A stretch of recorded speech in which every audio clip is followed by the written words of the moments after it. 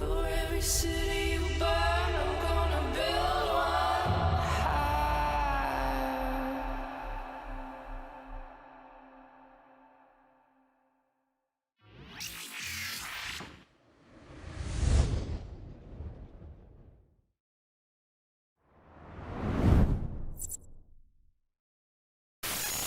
Greetings, fellow Empyreans. I am Ashtarothi, the voice of New Eden, and this is the Eve Universe Show. Welcome, welcome, welcome, guys. How's it going? Settle on in. Yeah. So, no kidding. I just put out my latest video, my top 10 tips for new players in EVE Online, and it's done very, very well. I'm very happy about that so far. But editing myself that much did make me realize that I am very angry at my sound setup. So I spent a little while today trying to get my sound to be a lot better, positioning of the mic, different settings on the compressor, etc., etc. So hopefully it should sound a little bit less fried now. Y'all let me know how things are. But we are at the wrong page at the moment. We are currently in Uli in our Odyssius. So one of the things I do talk about in that video is, I talk about my 3 things that I recommend people get into. Actually, before I jump into the exploration stuff, I do have one comment that I got, because I have had a lot of really cool feedback about that video, even already. It's only been a couple of days. But I do have a response that I want to cover. There's somebody else posted their advice for new players, and I thought it was really good. Now, obviously, the entire premise of my video was to kind of break out of the idea of what everyone suggests. I wanted to try to help people kind of recalibrate how to think about things when it comes to EVE, more than practical, do this, do that kind of advice in that top 10 tips. I start with, of course, more traditional, don't fly what you can't afford to lose, ships are ammo, blah, blah, blah, and then kind of go into my own stuff towards the end. But we did get a comment. We have had lots of comments that were very cool. But this guy gave some more, I guess, practical, you could say. Hold on. Advice. And I really liked it. So here is, where is it? Here is Hearsay Morton.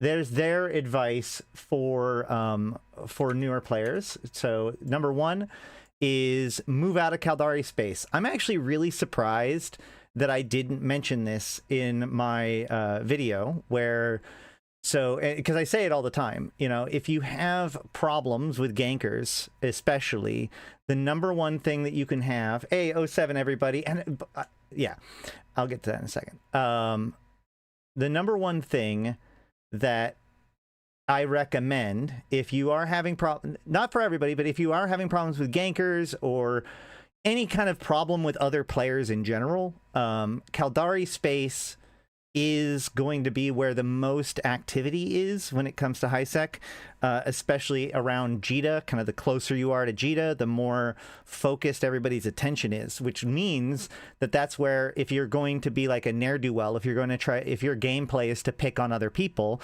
either through ganking, or like trade routes, or going and killing miners, or interfering with mission runners, whatever it's going to be, you're going to want to be where, if you're a fisherman, you go where the fish are. And in the case of EVE Online, the fish are in Caldari space mostly. So this doesn't mean that you're going to be completely immune from harassment or other problems if you go to other areas of space. But it is true that if you are having frequent issues with other player interactions for any reason, even if it's just sites being taken by other players, the further you get from Caldari space, the less of a problem you will have in that regard. So it is true. Just, the sooner you can think about like moving out of Caldari space long term. It's why a lot of people move to Amar space, actually. It's because a lot of people see it as kind of like the best of both worlds. You still have a relatively decent trade hub with Amar, but it's big. vast, easy to lose yourself and find your own space instead of stepping on everybody's toes. Some of the big fish in terms of resources are in Pochfin. That's true. Pochfin is one of the best places to extract resources. Consult the Eve Uni wiki any chance you get is actually a really good piece of advice. You know, I do like to show off the in-game tools for tutorials, like the agency, but Eve Uni is the collective wiki of information for basically all things Eve. And they do a pretty decent job keeping it up to date, and they do a pretty decent job of keeping it accurate. But at least for a newer player, it's 100% good to go information. I only say that because there's been a few times it's like we've tried to like drill in on exact mechanics. It's like, well, how do we know this? And like sometimes either way, it doesn't matter. Eve Uni Wiki is a great resource, and it's the resource when I did any of my tanking guides or weapon guides, any of my mechanics guides. I use the Eve Uni websites as a framework to work with because of how good their advice. How can I share my advices? Which Discord topic? These are comments on my video on top 10 stuff. So or top 10 advice. So next, number 3 is get the gankers list and set them all to red. That is actually pretty decent advice, especially, again, a lot of this is going to be about living in high sec, and even for newer players, because it is true that gankers, especially in certain places, will go after like mining ships regardless of how powerful they are, you know, or whatever. With haulers, often you'll want, like, as long as the value you're hauling is relatively low, you should be fine, or you get a transportation synesis or something.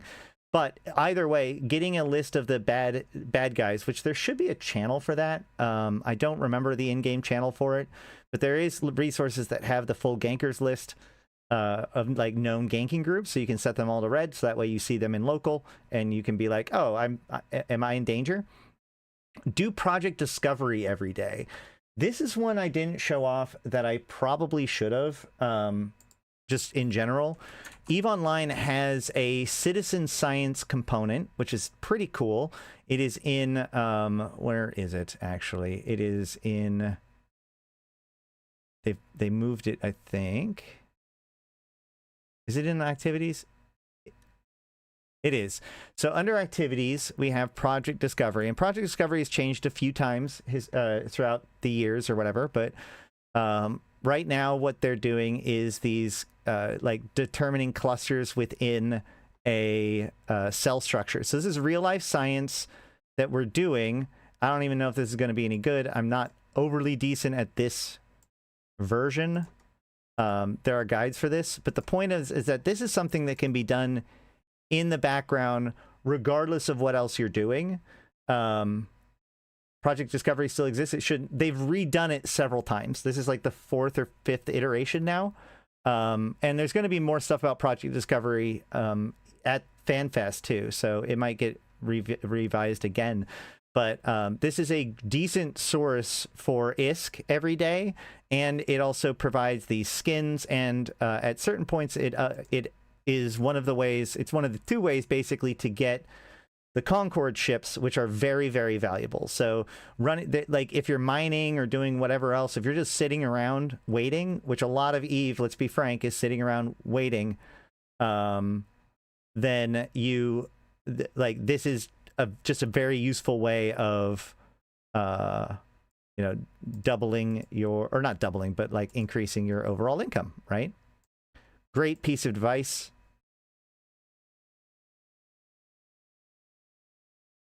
Okay. And next, we have get a Synesis for hauling with a sub 3-second warp. It's actually sub 2-second.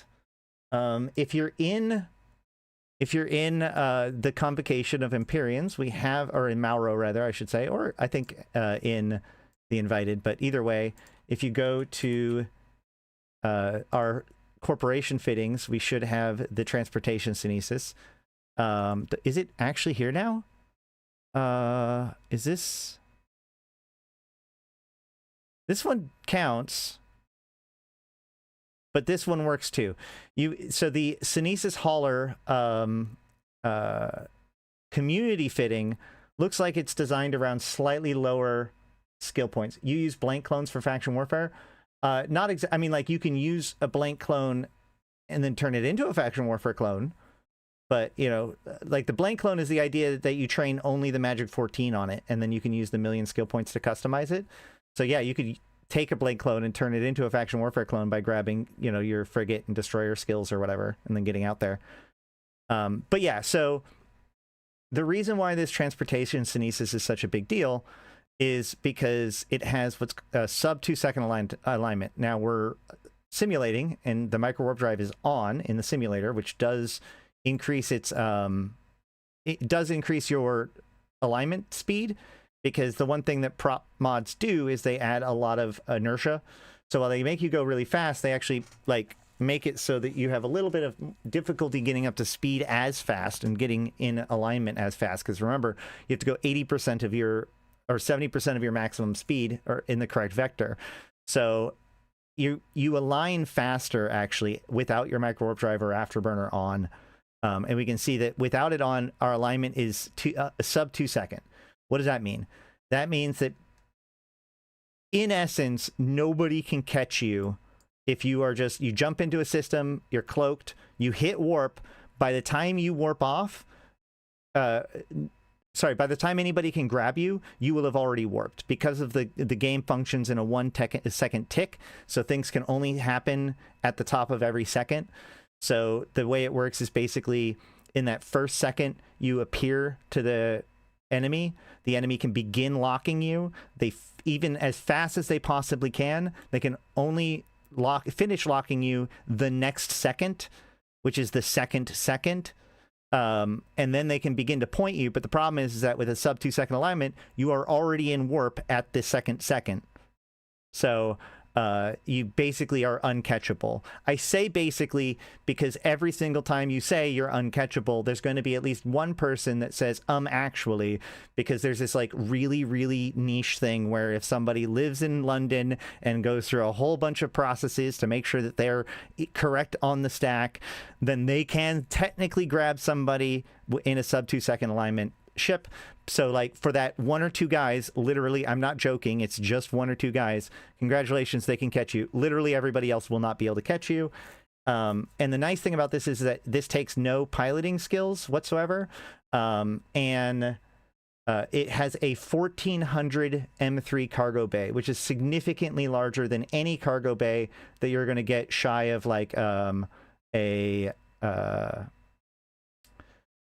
hauling ship or like a dedicated industrial ship, which is going to be a lot slower than this. So if you're trying to move something, as long as it's less than 1400 M3, which a lot of things are less than 1400 M3, this thing is going to be the best choice for you throughout all of high sec and low sec. Obviously, in null sec or in corrupted low sec, there can be warp disruption bubbles, and this no longer is good for that. And you still want to make sure that you have docking and undocking bookmarks, because if you land not quite within docking range, you can still get popped. And if you if you try to warp, and you try to warp to something that isn't where you're like aligned to, where if you undock, that can make it also take more than 2 seconds. So these are the moments that you can be grabbed. So as long as you have an undocking bookmark and a docking bookmark, and you use those, and you should basically never be able to get caught.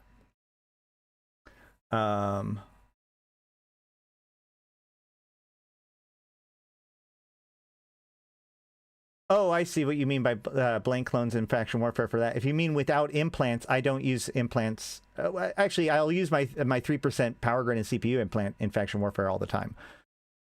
But yeah. All right, so that's a good piece of advice there. Next is do T0 abyssals with something cheap like a rocket kestrel. I did talk about the abyss, and somebody also pointed out that like, oh, the abyss can be very risky or whatever.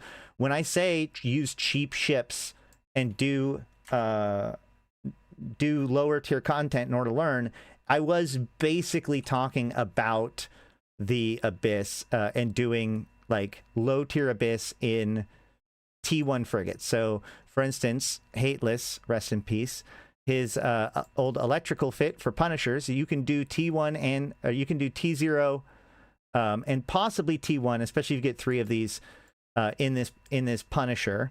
Likewise for the Kestrel, if you look at in Melamori's Day 1 Abyssal T1 Darks, this one can also do T0 and apparently T1 Darks. I assume that this would require 3 of them as well, although here's another T1 dark option. So these things are less than 5 million ISK each, so you can go in there. And the nice thing about these ships are, more or less, I mean, these are proven that under most circumstances, there are still failure rooms for these ships, and you can look into it. But for the most part, if you're going to lose this ship, it's going to be because you made some sort of mistake. And the nice thing about the Abyss, the thing I like about the Abyss when it comes to learning things I didn't talk about, is the fact that in the Abyss, everything is going fine until it isn't. And so by analyzing what kills you, specifically, you can often look at just the rat that killed you or the room that killed you and figure out exactly what mistake you made.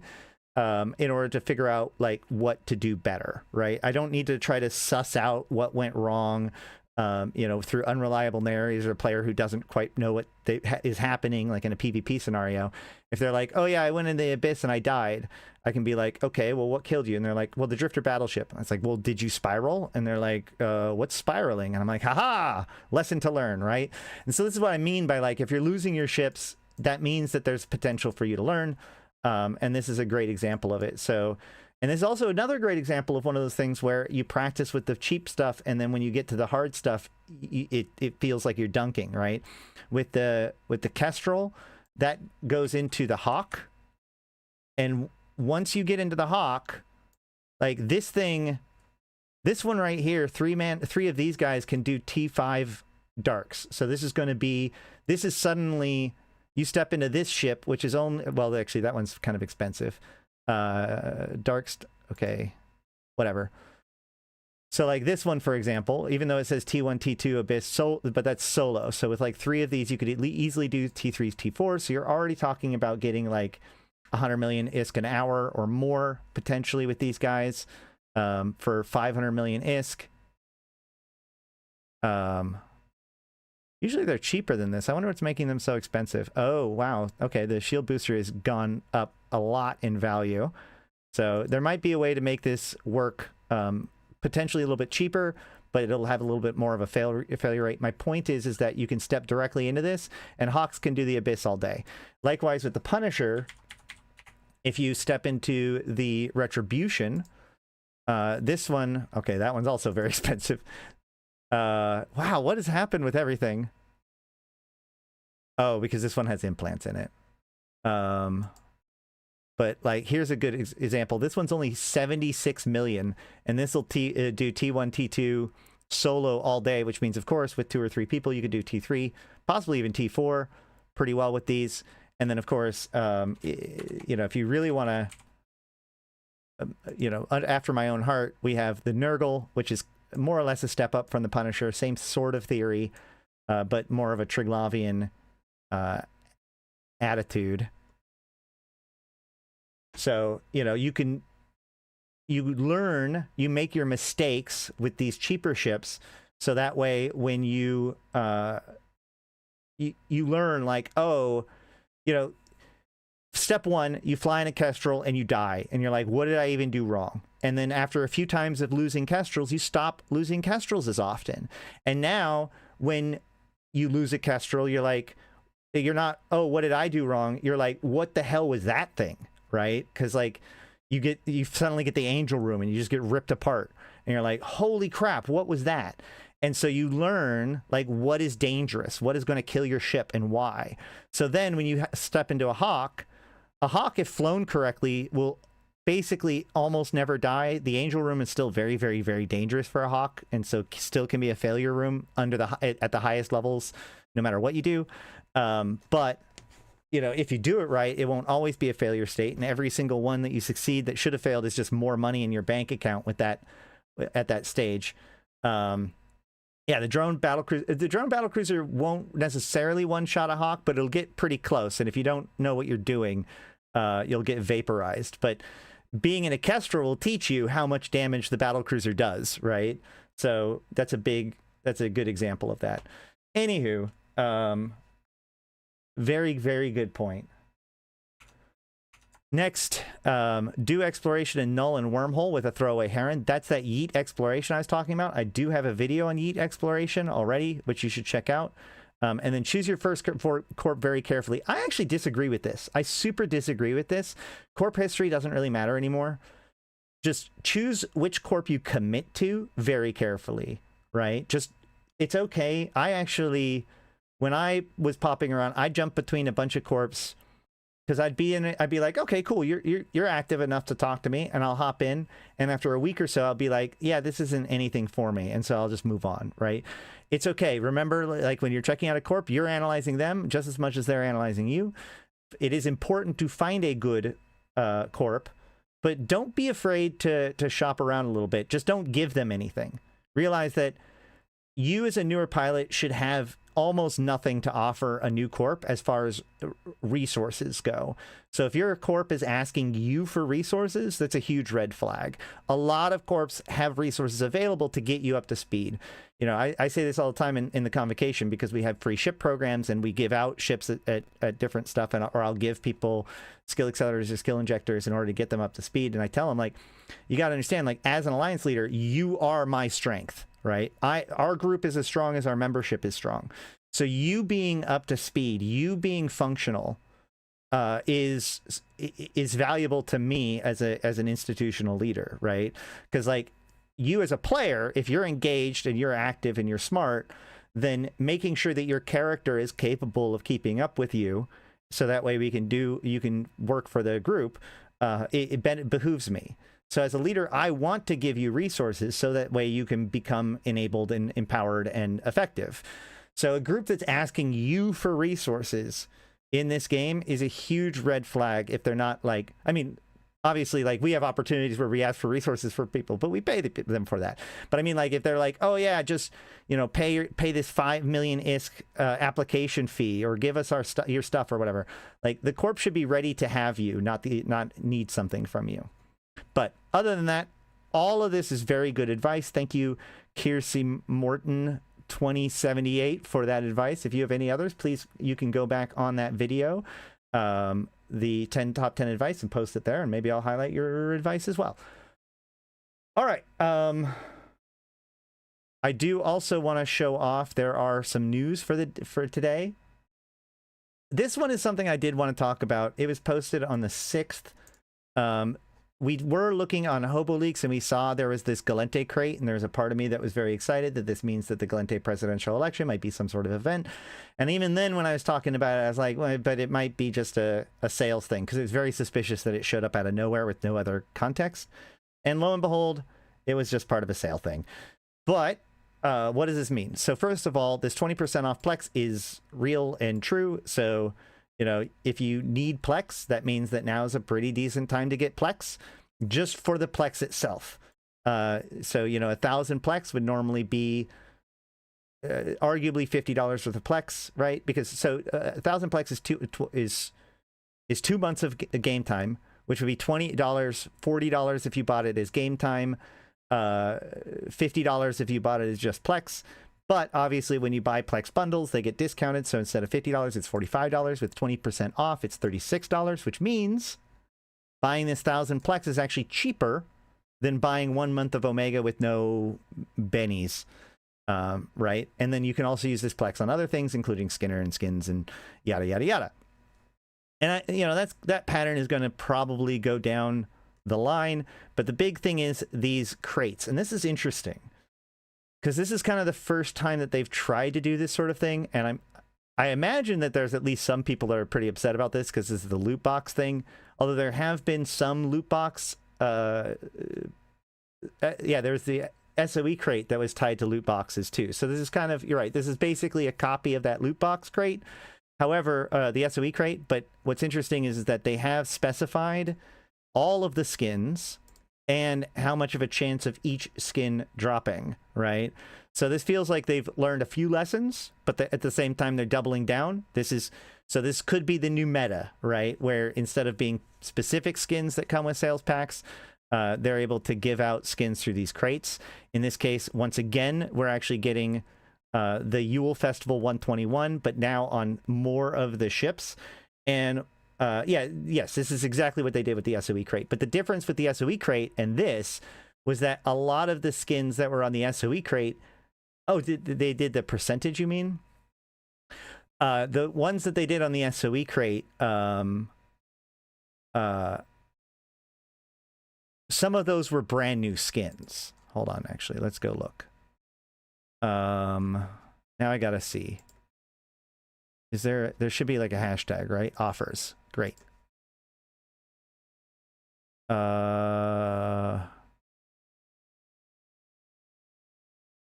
That's not that one. Is this one it? No.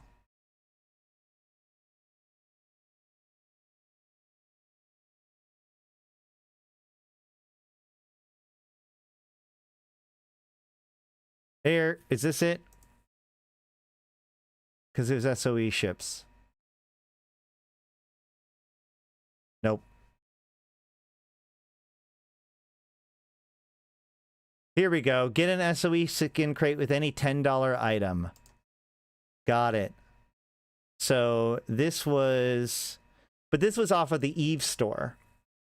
So this is like you had to buy actual physical merchandise, not something that is also valuable in the game.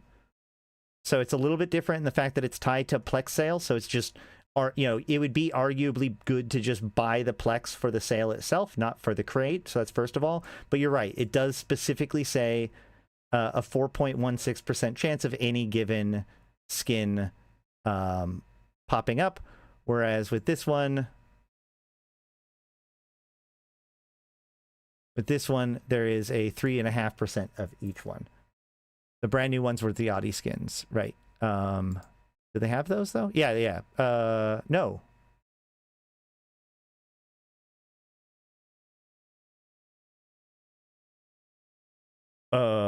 Yeah, I guess this was a historic one. So this did not include the Odyssius, right? Because they would have shown it here. Okay, great. Now, well, at least we're clear on the circumstances. What I do want to point out is how much of a gamble this is. Now, obviously, this one is also kind of a gamble because getting a blue cell versus a Yule Festival is a huge difference. But, well, and it might actually be pretty much the exact same situation here because, like, these are not all the same. And I actually want to pop off of here real quick. I'm going to log off and log into my Jita alt real quick because I want to check these prices real bad. Because, like, the Yule Festival skin was the most valuable skin historically in the game, right? And, like, this previous one was a big shot across the bow with its value, but having it happen again to more ships could be spooky. What they did was inject them into the market. It made the Nestor One Eden skin go from 100 billion down to under 1 billion. Yeah, it's true. It really feels like one of the themes of CCP is right now is like making investments riskier, right? Like destroying things like Plex markets and skin markets. Speaking of which, Plex now is down to 4.4 to 4.6. I think it was lower than that, wasn't it? Yeah, Plex has been dipping. But if we go to our... Oh, shoot, I forgot to show that.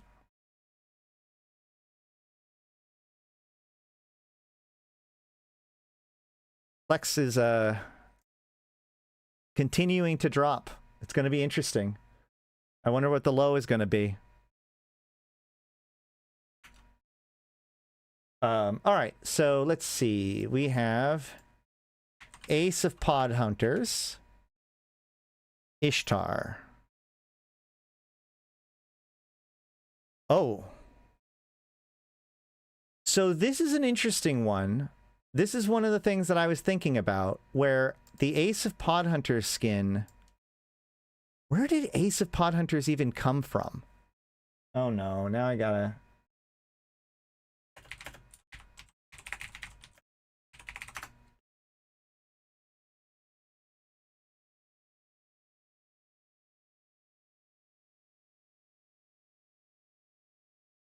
So the Ace of Podhunters skin was from 2018.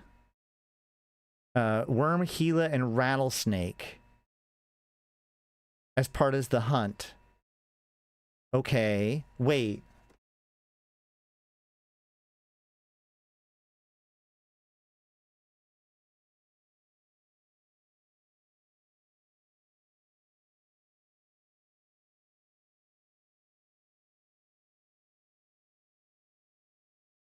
I'm just wanting to double check some, like, yeah, I think that the only time they've ever done the Ace of Podhunters skins, wait.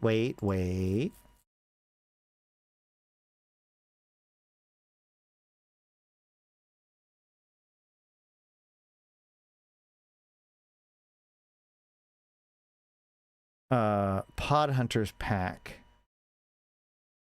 4 new Ace of Podhunters skins. So this is, we can tell this is the last time they've ever done the hunt because it was the one that was tied to the news. So we have Zealot, Eagle, Ishtar. Okay, so that's where this came from. In 2022, if you had paid 110 Plex, you could have gotten an Ishtar during this one period of time. Or you could have gotten the hack bundle, which comes out with all of them, and it had a 15% off. But prior to that, that was the only way to get this skin. So there wasn't basically any for sale prior to this pack. It might be interesting to find any historical data whatsoever, because this current price history shows, like, well, hold on. Never mind. Yeah, so one of them was sold November 14th for $2.5 billion. If we go past, this is dates, so we go past this, past all these zeros to this one. Here we go. So on November 14th, somebody bought one for $2.5 billion, and now they're going for somewhere between 72 and 300 million, with it, which it looks like most people are getting it from people just selling them off. I imagine that's probably true. This is actually a really interesting one to put up a buy order for. You can already see that there are people selling to the buy orders, and I wonder how many people are getting this skin, hoping that they get like the really valuable one, not realize that this is one of the really valuable ones, and then just selling it off because they're mad because it's not the Yule one. All right, what else is there? So that's just the first one. Where do we have? We have the Kali Neon. So then just the opposite, right? With the next one, we have the Kali Neon for Hecate, Kronos, and Nemesis. And what's funny about that is I don't even need to necessarily look for where those come from. We can just go right here to the store. Hopefully this works, even though I logged out. Here we go. Go to skins, and we can go to Galente. And we can find the Kronos, the Nemesis, and the Hecate, which is funny because like the Hecate one was so popular. I know that these are when they were giving away free skins for just like to celebrate stuff. I got a free Hecate Kali Neon skin. I did forget to get my 15 SP, didn't I? Is it today Tuesday? Am I? Wait. Oh man, I almost totally forgot. Wow. All right, last chance. Thank you for noticing. So yeah, the Kali Neon skins are available right now for 110 Plex. So if you get that, I feel bad for you, because we can see those prices are going to be, well, I mean, arguably they're about the same when it comes to how much they're selling for right this second. But chances are the Ishtar Ace of Podhunter skin is going to be worth a lot. If you get the Ishtar Ace of Podhunter skin, do yourself a favor. Do not sell that right now. Like, Ishtars are one of those things that's kind of popular over time. You know, ratters, especially people that have a lot of ISK, people are going to want to get that skin. It's going to become rare again. How much is the crate itself? Actually, that's a good idea. A good question. Can you just sell the crate? I imagine you can, right? Hold on. Historic Galente skin crate. The skin, oh, okay. So this crate itself is going for 479, 350, 479, so 500 million. So, okay. So far, you would have slightly lost that bet if you would, although if you'd got, again, if you get the Ace of Podhunter skin and you hold it for like 6 months, it's going to be worth a lot more than it currently, a lot more, unless they do this kind of thing again, which would be sort of surprising. But all right, so next is the Green Demons skin line, which again, I don't quite remember when that one came out. So we have Deimos, Megathron, and Thanatos. Deimos being, here we go. So if you got a Thanatos, again, these buy orders are going to be really low because the price is crashing. Although, whew, now's a good time to try to get one of these Deimoses. People are selling them to the buy orders. At least one person did. But it looks like, yeah, we can see that, again, this is another one of those ones that were rare for a long time. This time in December 26th. So somebody decided to treat themselves to a late Christmas present by buying themselves the Deimos Green Demon skin for 1 billion ISK. I can't imagine it staying low. It does look like, you know, 1 billion ISK felt pretty good, and there are lots of them being sold over time. So I imagine it will jump back up to 500 million to 1 billion probably pretty quickly after the sale is over. Likewise with the Megathron. Yeah, we can see that the price has dropped from 75 to 70. Yikes. This is actually a pretty decent skin too, just for the record. So again, like, these are not bad times to be picking up these skins if you're interested in them on the market, not just with the Deimos one. We can show the Deimos one. Like, God, the remodel is so good. Golly. All right. And then what was the other one? Thani. Yeah, you can pick up a Thani skin right now for 135 million. Oh man. Look up the SOE ones. That's a really good point. Golly, that skin looks good. Hey, Malak, have you gotten this skin yet?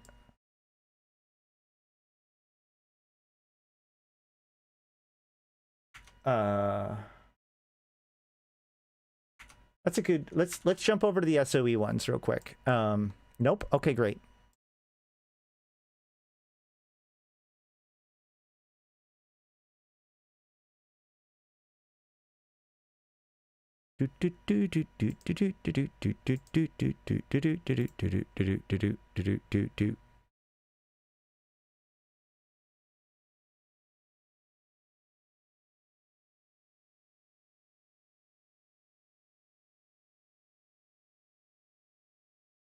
Don't mind me.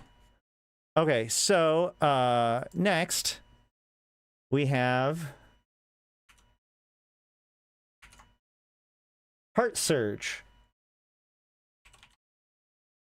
So Heart Surge was part of the Valentine's Day pack in previous years. I would have expected them to put out the Heart Surge skins to be on sale again. So the fact that they are here is kind of concerning a little bit. But I mean, they put things on here that are literally like on sale right, or like available on the market right now. So, well, you wanted it, right? Catalyst Navy issue.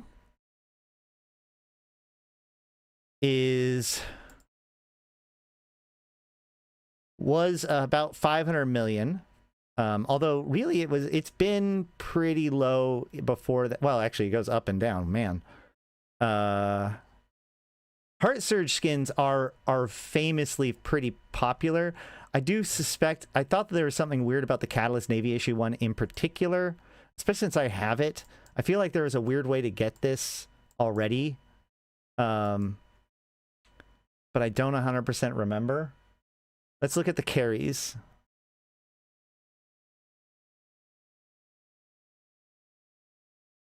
The carries, woo, yeah, this one's a lot more. So we got $500 million to $2 billion last 2 weeks ago. Can you imagine being this guy? 2 weeks ago, you got your carries. You wanted to have a beautiful pink skin for your carries. You picked this up, and then like 2 weeks later, it collapses from 2 billion to 60 million. Feels bad, man. But you know, the carries, very good. E-War frigate for damps and long points. Moros Navy issue.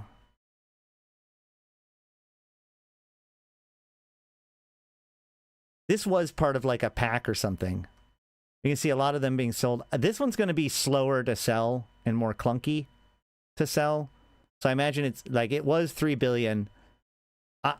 It'll probably crawl up slower, but again, like this is one of those things that people that have, you know, capitals want to get a skin for their capital, and who doesn't want to make your giant sledgehammer of a blaster dread into a bright pink love fest, you know? That's definitely, people are interested in picking this one up, so its value goes up. Then we get inner zone shipping, which, like, man, if you open up your historic crate and get an inner zone, you're going to be sad. They don't really look that great. I think they're still pretty available. Let's see. There's the Hyperion inner zone shipping. I mean, like, even before this event, it was less than 100 million ISK for an inner zone shipping Hyperion. These are one of the oldest, like, this is just a recolor, basically. It's not one of the oldest, but it is, you know, effectively a recolor. And then, so Obelisk and Tristan.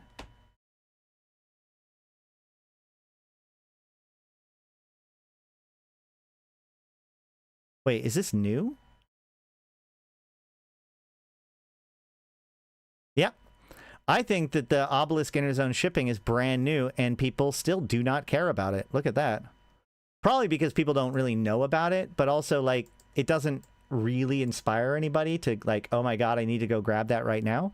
But technically, I think this is a brand new skin according to the market. And then the Tristan, I actually have that one, so that one's not new, I don't think. Yeah, it was only 65 million before this came out, and now it's like 25 million. It's fine looking, but again, like, I mean, this is stuff that Skinner replicates instantly for almost nothing, right? And then Inner Zone Vanguard for the Arazu. These were actually premium skins. God, this remodel looks good too. But even still, like, the Inner Zone Vanguard's not the most popular ship line, or skin line, let's just say it that way. But we can't, like, look at this. It actually sold, it sold at one point for 0.01 ISK. Somebody actually sold this one, which was only ever purchasable by Plex, I think, for 0.01 ISK. Yikes. And it stayed like that until the next person bought it for almost $1 billion. But now they're going for 82 million, and I don't imagine that these are going to climb up very fast, although people are trying to get 250 out of them. Arazus are kind of popular for Sino ships, but I don't know, man. There's a lot of other good skins for this one.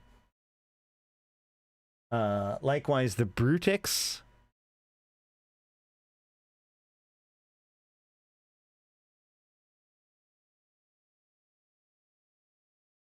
Also a new one. Also a new one.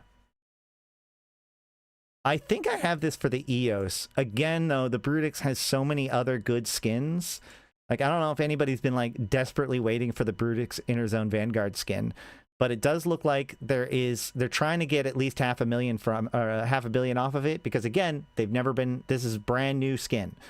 So we can go to the price history. I'm sorry, it's not a brand new skin. I'm dumb. I'm dumb. Not a brand new skin. Wait, is it? Hold on. No, just not a very popular one?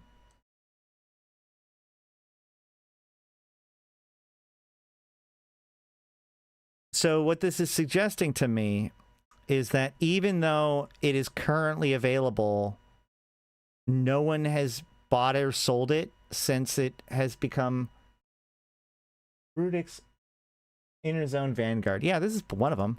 That's wild. So there's been no movement on this since the sale was started. And then the EOS actually lacks pretty good skins. So this one is also new. Is this new?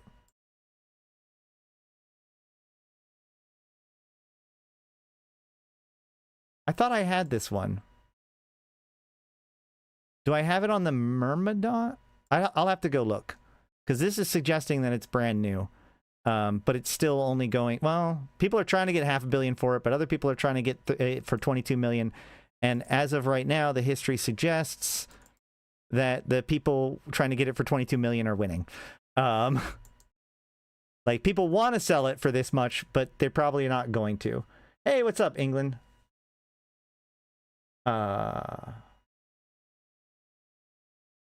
That's Interzone Vanguard, Interzone Shipping, the clear losers of this whole setup. Well, actually, I say that, but then the next one is Copus Edge, which is another one of those, like, basically just recolors. So, Algos. The price history goes from 150 million to a million to 1 to 45 million. Because, again, I mean, not an overly inspiring skin. I think that's one way to put it. Executor Navy issue. 100 crates. Buy them for me and I will.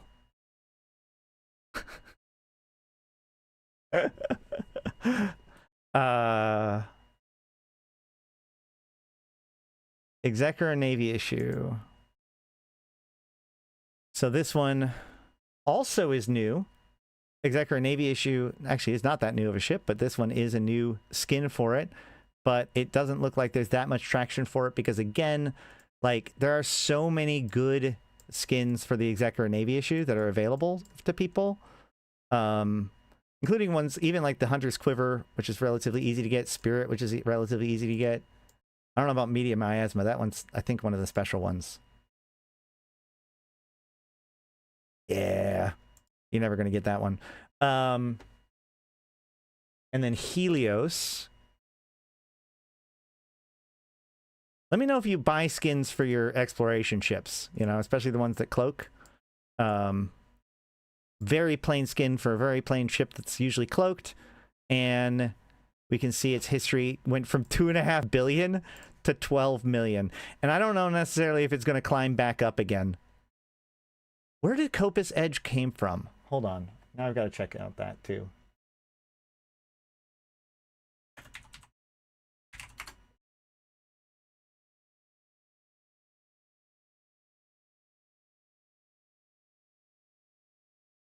They were just available on the Nest store.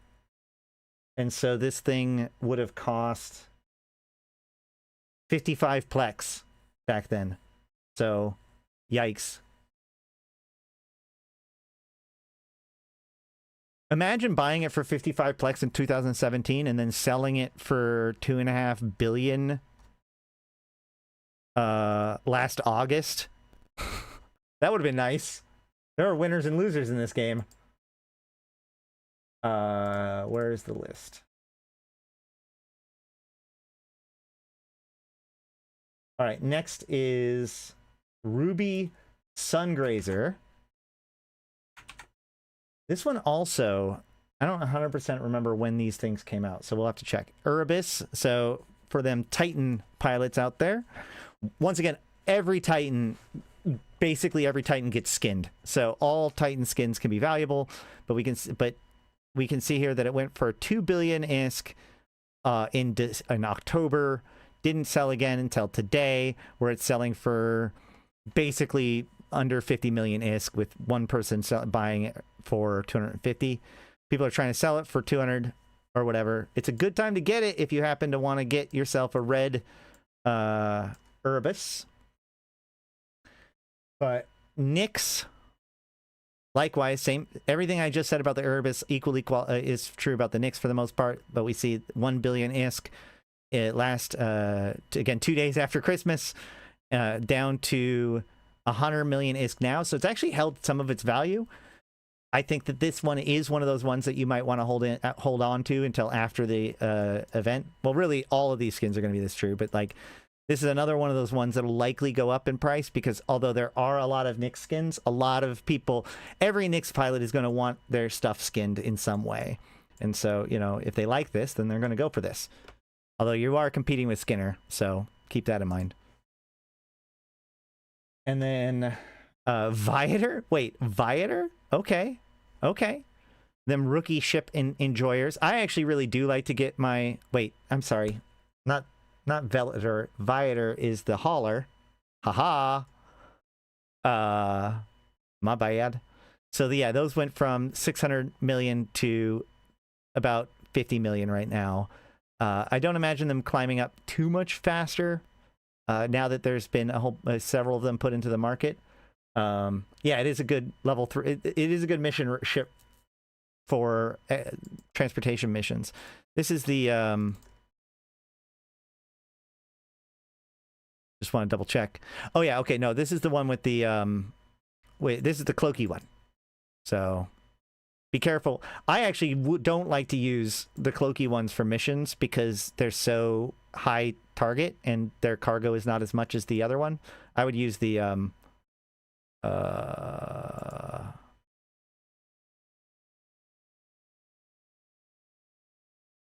other one. Oh gosh. My brain just fell out, guys. Ocketer. All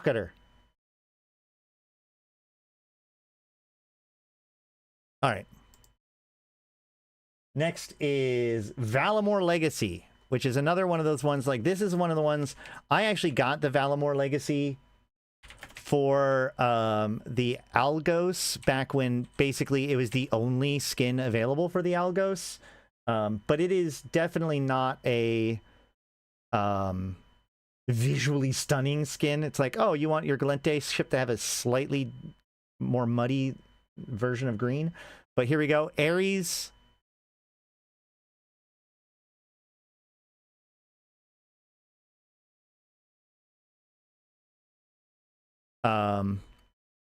It is new.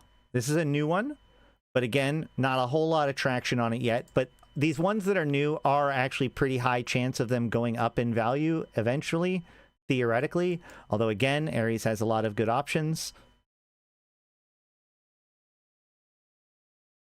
Valamore is just the classic versions of the ship colors, right? I don't think so. Like, it is supposed to be like it's a brown. Is that what it is? I actually don't know if that's what is that why it's called Legacy? I never actually thought about it that way. I'd have to go back and double check. I just remember that it came out. It was one of the very first recolors that were not branded to, or like not a corporation's colors, kind of like Ruby Stargazer. Not no, Rada Sunset. Rada Sunset was the first one.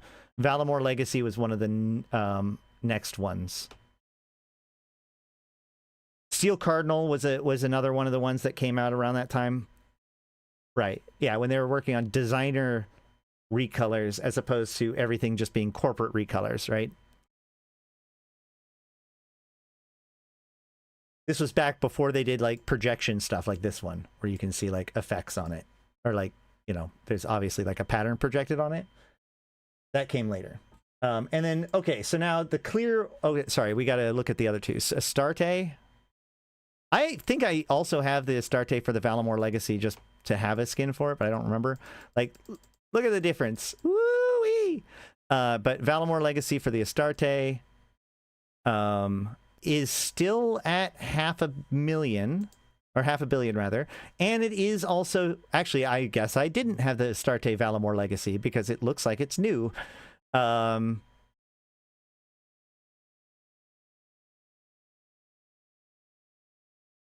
All these new ones, we're not going to see very much traction on it yet because a lot of people don't realize that it's even available or even a new thing, right?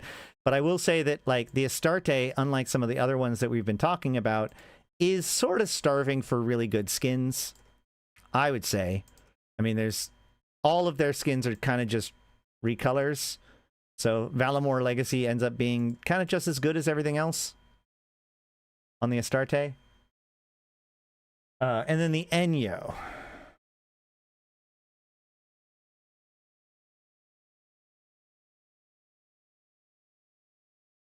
Another another new one, I think. Enyo is a very popular assault ship for just doing an unbelievable amount of damage to people. It also has quite a few good skins. But yeah, that's Valimor Legacy. Now let's go with the winner. If you see this, you know that you are a winner. Winner chicken dinner. The Yule Festival YC121 skins for the Dominix.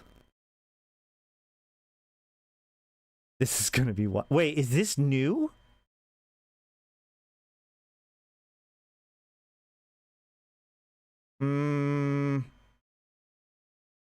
I don't agree that this one's new.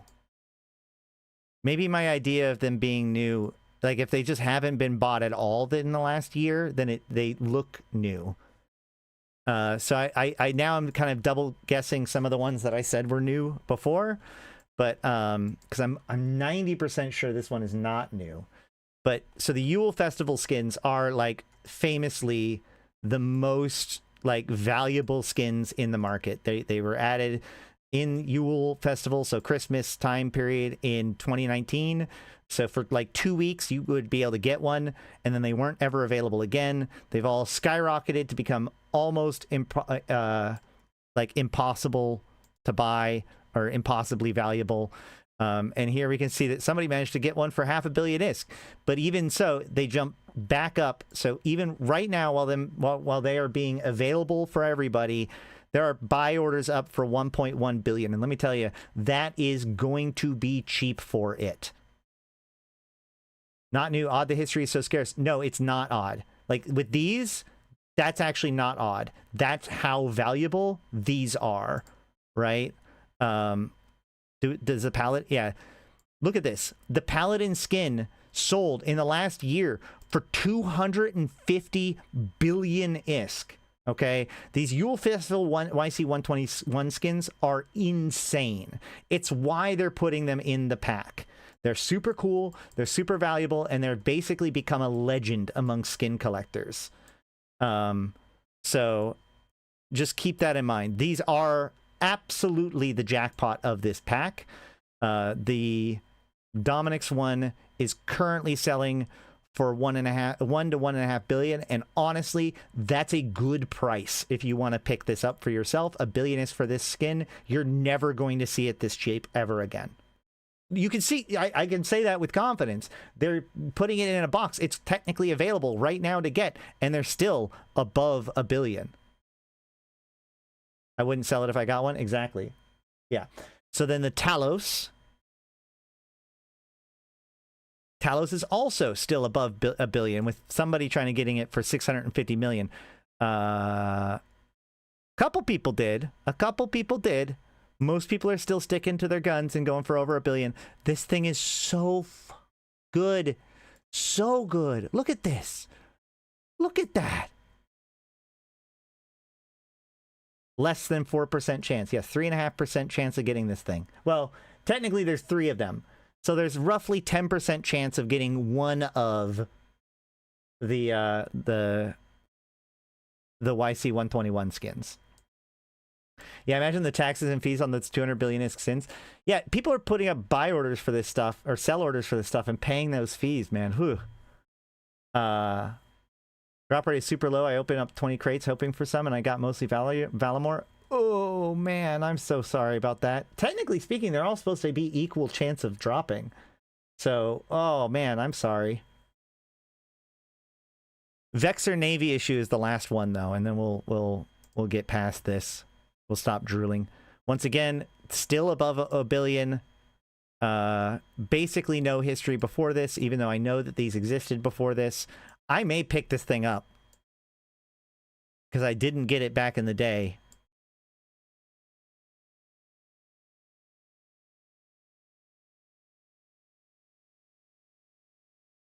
If somebody wants to sell it for me for 200 million, I absolutely will.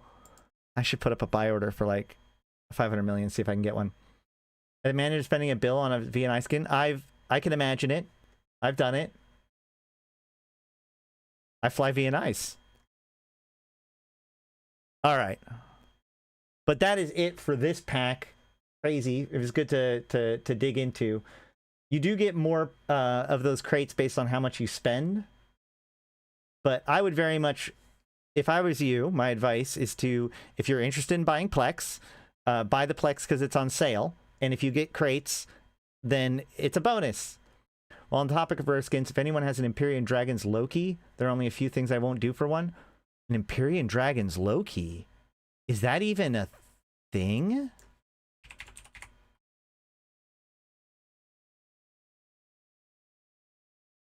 It is a thing. Oh no, now I want it. Damn. Well, I mean, it's only 13 billion ISK.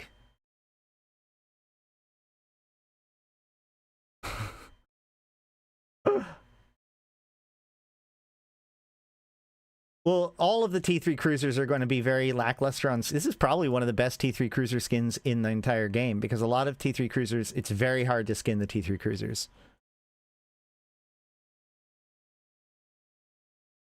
Oh yeah, skins don't get destroyed with ships. If a skin is good enough, I'll buy an expensive skin for a cheap ship. Absolutely. T3 cruisers need more skins? Yes.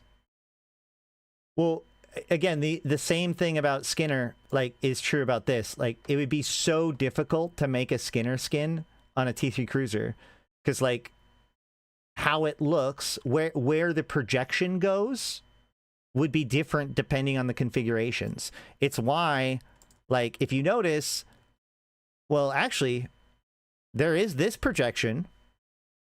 There's that projection. But there's not going to be a lot of projection on these Skinner pieces, and they basically have to put them on correctly per configuration of it. So there's a lot more work that goes into making T3 cruiser skins work than every other type of ship. Okay. Next, we also have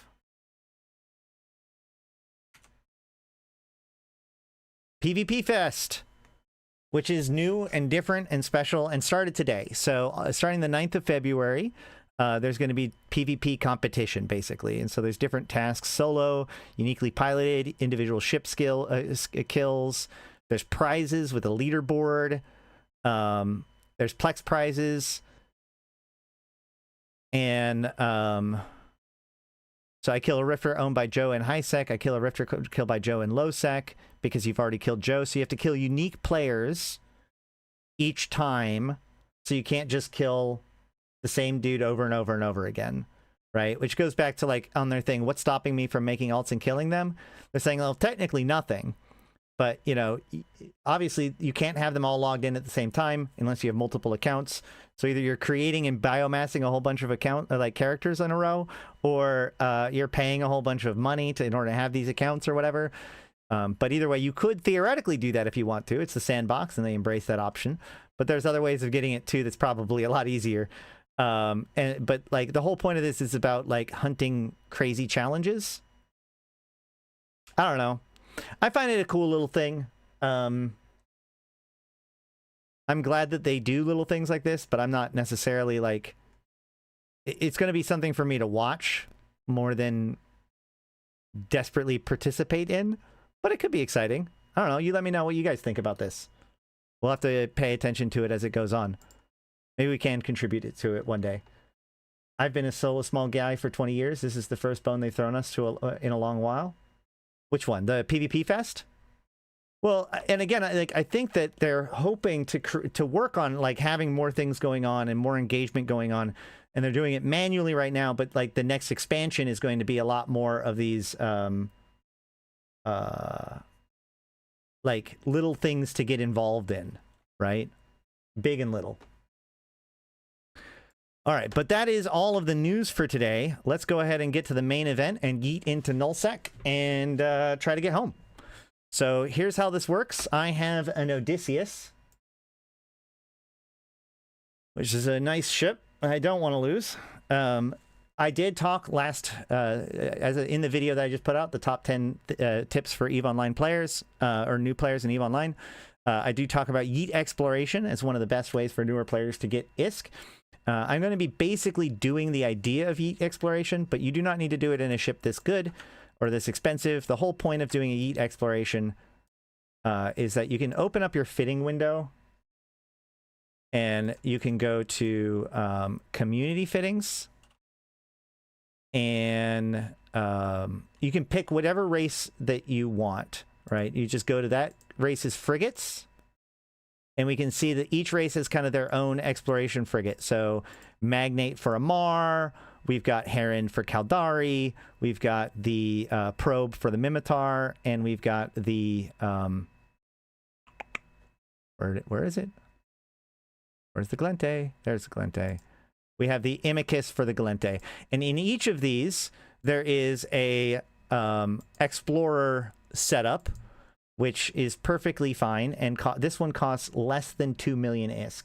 So the whole point of this is that as a brand new alpha pilot, or as a brand new pilot straight out of the tutorial, you can grab this ship and yeet out into nullsec and have yourself an adventure. And I think that this is, especially for a newer player that might not have a good idea of like how to set an something exciting up for themselves, this is perfect because it is an adventure in a can. You know, this is a 1.3 million ISK ship, so it doesn't really matter what happens to it. Good, bad, indifferent. Even if it gets blown up, you lose almost nothing. If it doesn't get blown up, then you probably make a bunch of money out there. It's good for that. Doesn't matter if you can't cloak. Who cares? That said, I am going in my 2.5 billion ISK ship that I desperately do not want to lose. So we're going to see how exciting that is. I do have some other setups here. I should have... Where? Uh-oh. I need to have a mobile depot. Hold on. I need to have a mobile depot. Where's my Zegma? Yeah, I don't care about the Zegma.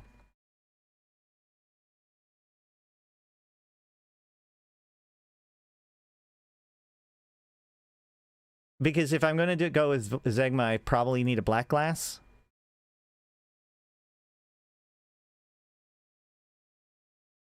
Let's see. I mean, I could just go like this, but I do want to go get my my mobile depot first of all. Yeah, like the Zegma is only good if you aren't willing to drop a, like if getting the extra mid slot is a super valuable thing. Which to me, I mean, whatever. I am still in faction warfare, which also makes this kind of exciting. But where I'm going, that isn't going to matter. I do have an extra ship in the bay. See, I have my Magnate Navy issue. Nope, I don't have a black glass.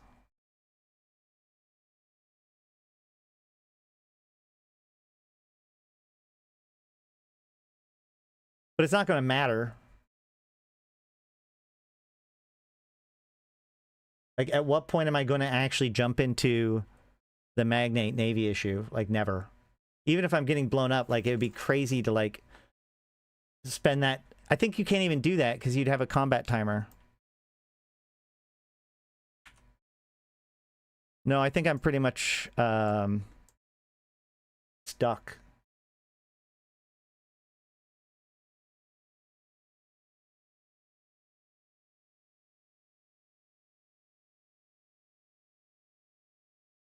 Yeah, you can jettison it from the bay, but when you have the combat timer, you won't be able to hop in it. So if I'm already under attack, I won't be able to, like, jump in it. Black glass is super fucking strong. Don't get me wrong, but, like, I don't think I need it. One of the things I think is funny is that I do have a hacking range of 18 kilometers thanks to the Odyssius. So that's pretty funny. Unfortunately, I still have to, like, travel to the cans.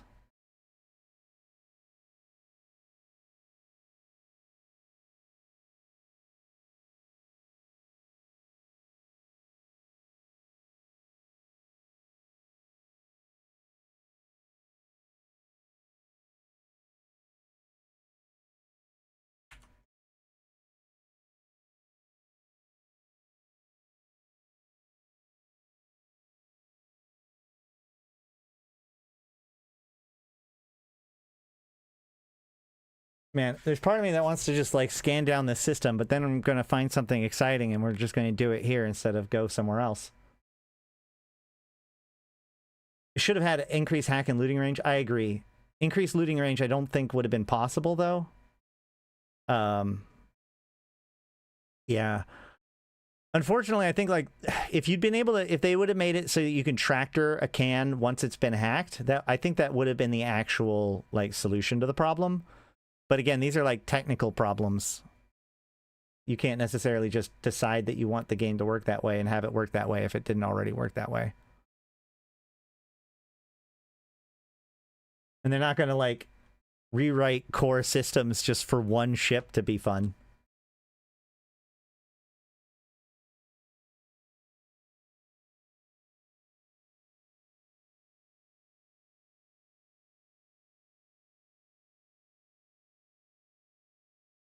Oh, I'm not even implementing yet. I thought I was. Here I am acting like I'm in an eating comm system.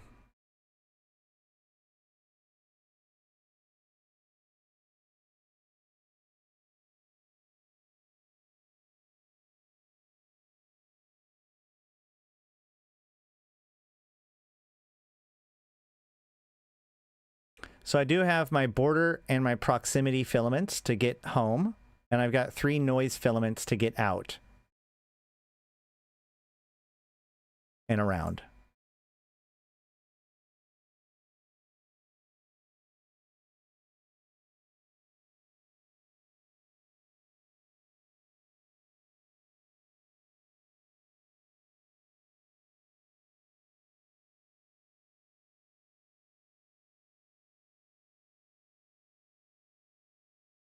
Yay, no, he didn't come.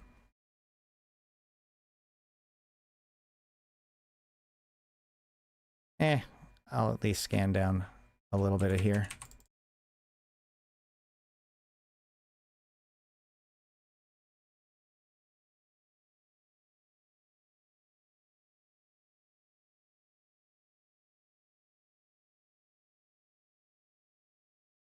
There's a relic site. High-sec relic sites are just terrible. Even I can't really justify them too much.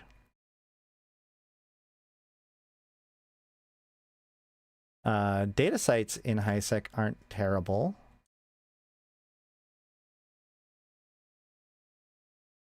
Interestingly enough. Because data sites in high-sec are the ones that can have the... oh, am I going to get a scan still? Nope. Am I going to dock? Okay. Come on. Come on. How did my scan not succeed, but yet I was still able to be shot at? That seemed unfair.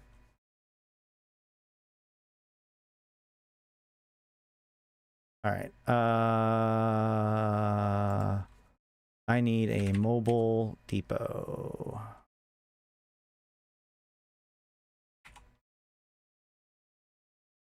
Anything else I need? I feel like I don't know. I've got the jitters. Let's grab a couple more of these just in case. I already have an MTU. I have an MTU. I have a pack rat. So I will demonstrate in this data site how we're going to do things. We're going to go and warp. Wait, is this a relic site or a data site? It's a relic site. Never mind. We're just going to open up locations and go like that. Pop this out.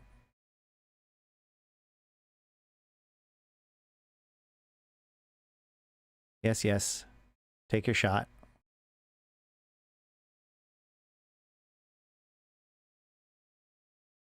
Man, I really wish that they made those super compact windows like they said they were going to when it came to locations. The fact that you could like have a drop-down menu and then just hit warp to it would be so good. Okay, let's see. Ooh, very pretty. Did I want to scan down the last signal? I don't care. Let's go. Noise. Let's do this before I regret it or whatever. I must be in a fleet, right? And pilot. Form fleet width. Now I gotta wait for 10 seconds. Are those my probes in local? Shouldn't be. No, I've got no probes in space.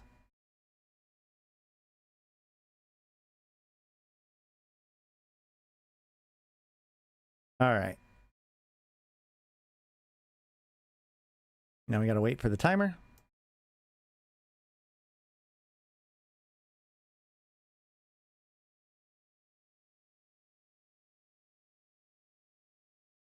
Looks so cool.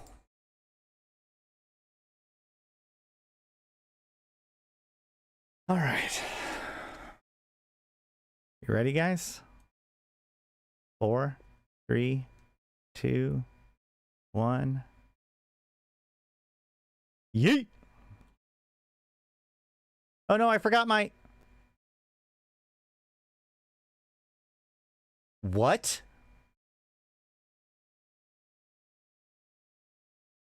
What?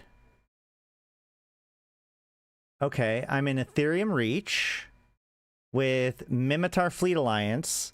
So I ended up in Mimitar Fleet Alliance space? Is that... Okay. That's cool.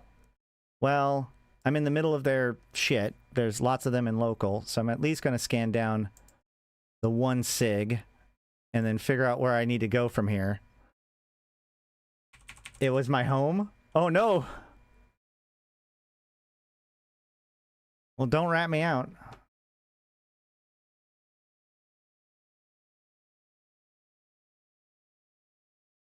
Oh, yeah, okay. Yeah, this is the drone lands. This is where...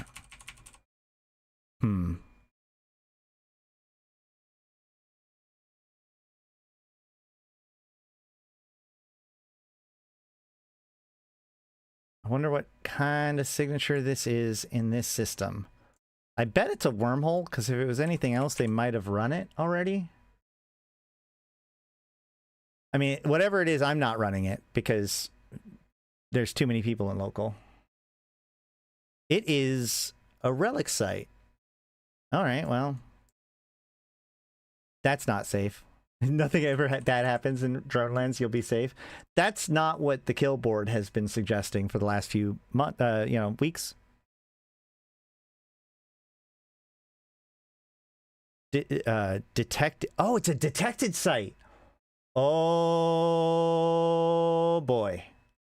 So that means I'm in a detected area. Okay. Well, I mean, that makes sense. That means somebody within one of these systems, within I think 4 jumps, has a detector that spawns more sites.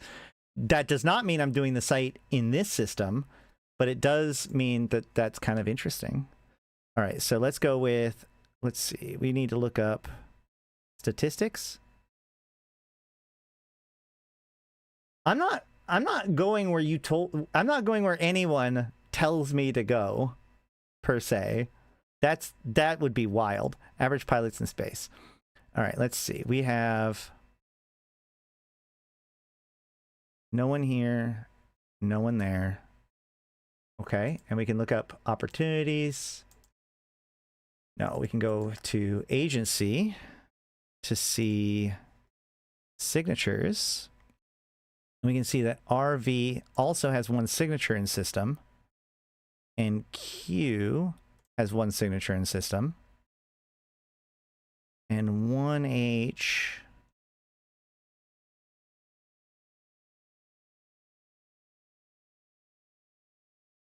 is not on the list. Okay.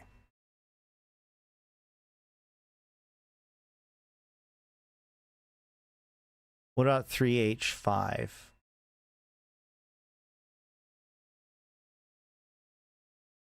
The problem is that that's probably, well, no, because there's nobody there. Within 2 jumps? Huh. I guess that means that there's no signatures there. Oh, yeah. Okay. So then I want to go here.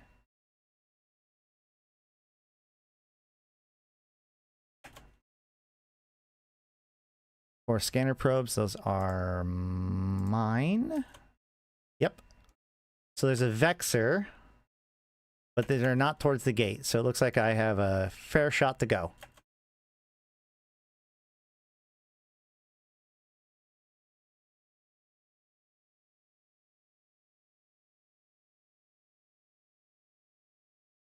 That's the nice thing about Eve, is like, there can be a bunch of people here, but then one jump over, there's like nobody there. And as long as there's nobody there, you're good to go.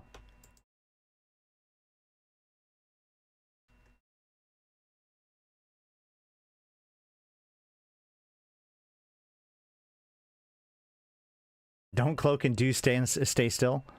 That sounds like terrible advice.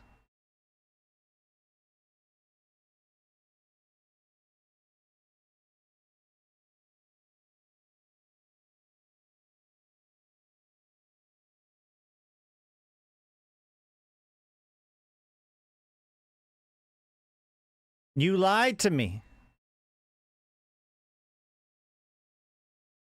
Game, you lied to me. Oh, it's all shuttles. That's why.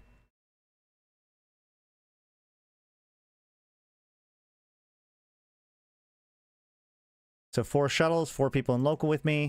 That makes sense. Now I'm alone. Perfect. I like being alone when exploring.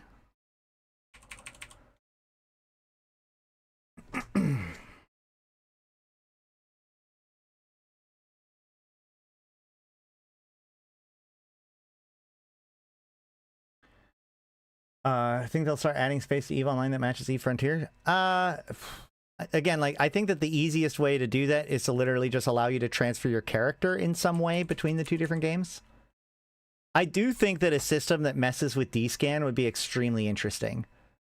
I just want them to have sites where it's like sites to run in Zarzak, so you can warp to them because there's like they're anomalies, but you can't scan them ahead of time.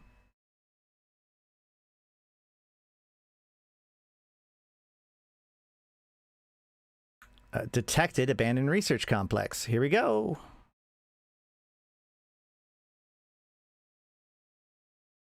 We're going to warp to 100, and then I'm also going to open up my bookmark. Call this Pounce 1.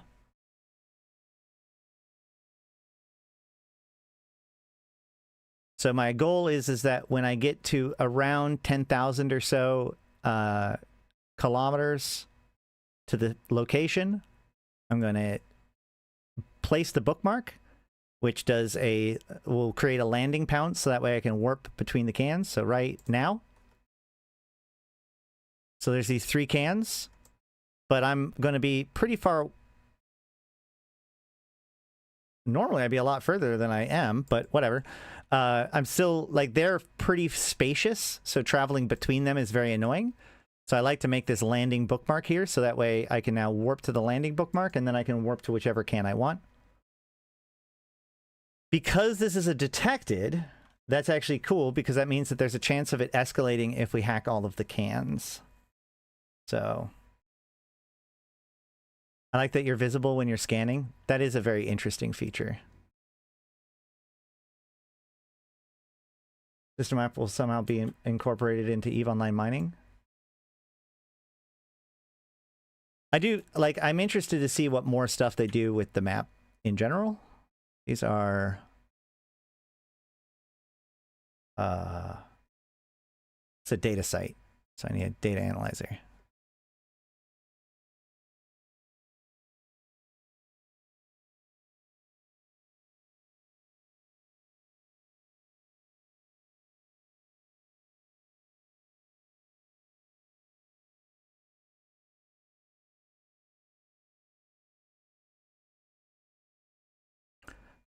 When I first start a hack, I usually don't even know what difficulty it is, so, but I see a 50-40, so I know that it's not, it's like going to be a yellow tier.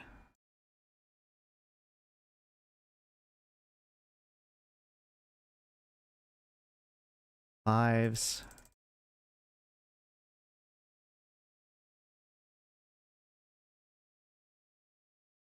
Oh, never mind, it's a green tier. I'm dumb. Maybe I should do more exploration. Hey, augmented drones. That's fun. Oh, yeah, this is a drone area. Ooh, 7 million from that. That was kind of juicy. But now that I've finished that hack, I can just warp to my pounce, which I can have over here in my locations area. Frontiers dev says they're potentially looking at celestial orbits. That probably won't make it to Evo, but it's... Yes, celestial bodies already move in Frontiers. Do people ever use the event implants or rare hacking implants at all? Black glass gets used a lot. The other one is relatively new comparatively.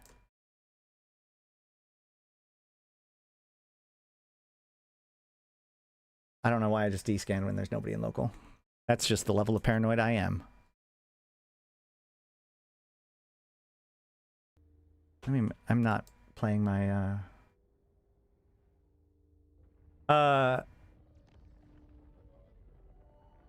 okay, maybe the planets within the solar systems don't orbit, but the solar systems themselves do move around the black holes. Because, like, you can make stargates and have those stargates break because the destination system has gotten too far away. Oh, Magic 14, you see, or not Magic 14, Rule of 6. So this one right here in the middle, it's connected to 6 other dots. It's got a node in every direction, and it had a hostile in it, which means I know for a fact that one of these other remaining spots is the core. So it's not there. There it is, right there. That's the Magic 14. Go back to my pounce. Actually, no. I'm just going to hack this one while we move to it, because it's close and I'm alone. And I have such a far hacking range that I can actually hack it while I move towards it, which is kind of neat. Oh, this one's harder. Oh, okay, so, yeah, 60-40, 90-20. This is going to be a lot nastier.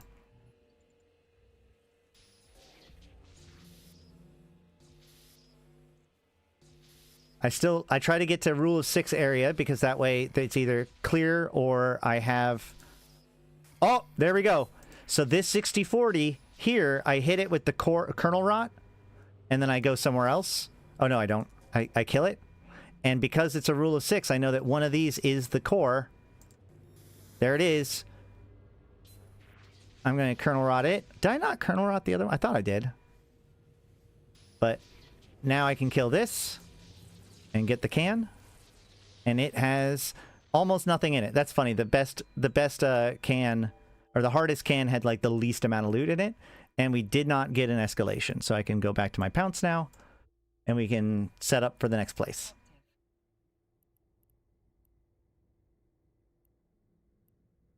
Yeah, no, my habit is from faction warfare, but yeah, I mean, hell, I've had people make fun of me for doing a D-scan while I'm running the Abyss. That one's my favorite. All right, so those drone parts that we got, that one site, 3 cans, 14 million. Okay, fine.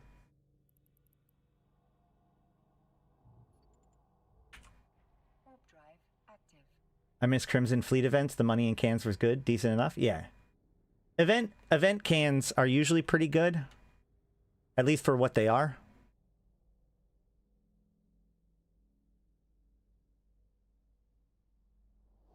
I am very interested to see what they do with the presidential election. I'm very nervous about what they're going to do with the presidential election.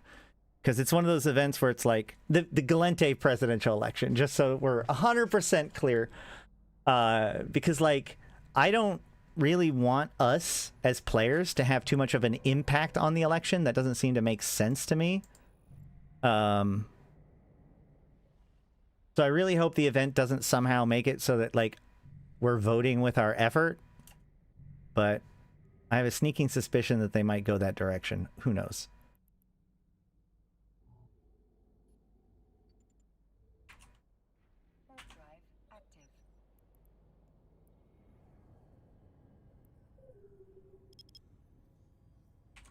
Yeah, that clarification's important lately. It's true.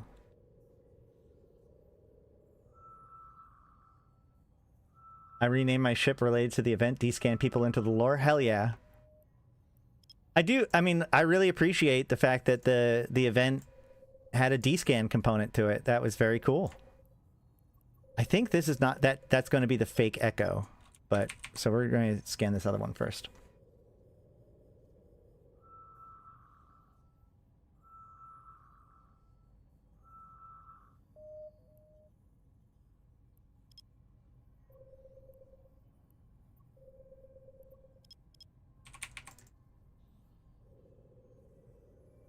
It's going to be Caldari interference, I'm sure.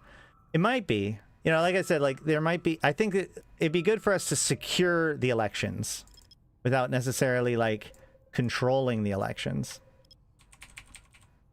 Radiance? What is radiance? I don't think. Yeah, that's true. And the Caldari loyalist players, if there's going to be a way for them to interfere with it, even if it's just a troll, they're going to go for it.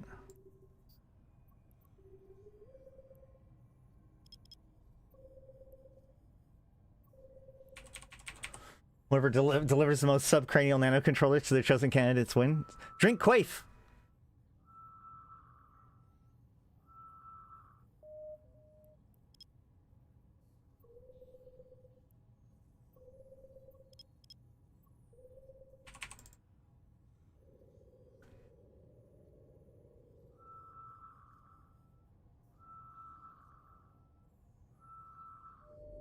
Oh, hell yeah. Another relic site.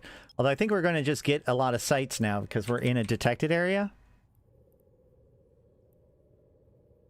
Relic sites are where the money's at most of the time, though. Data sites are where more filaments are. Relic sites are usually where the money's at. Especially in nullsec. I said that they're not good in highsec. They're the it's the opposite in highsec, but in nullsec, that's the way it works.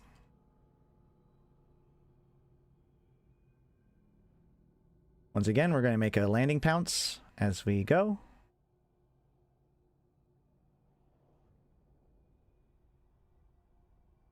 $5 million, 1 million, 500,000, 100,000, 52, 16. That's probably too long. Might have been too long. Ooh. This site looks different and spooky. Holy shit. Alright, can I warp to the pounce and still be on grid? Whoa. Whoa.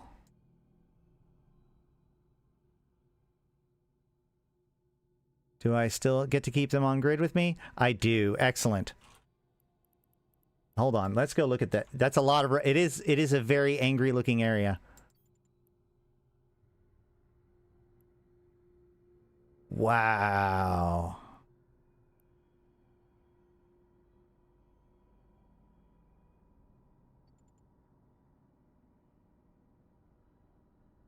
And this is one of the ones, I'm pretty sure if I fail a hack, it'll spawn rats too.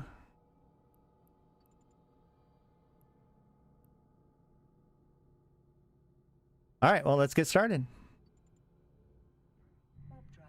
I need my relics analyzer up here.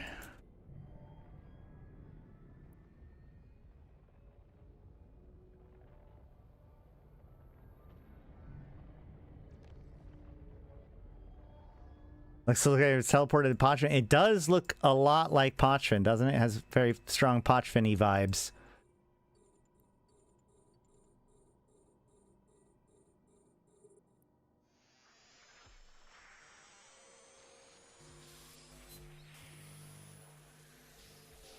$50-40, not great. Start.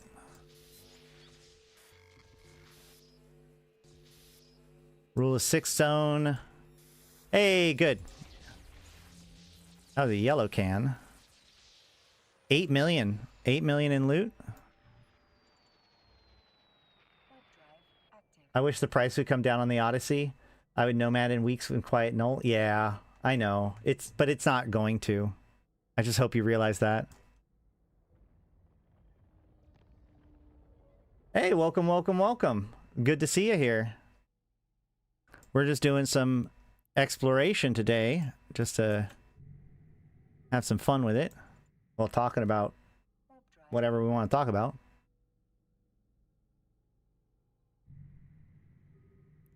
We can pull in the drones now, or the probes.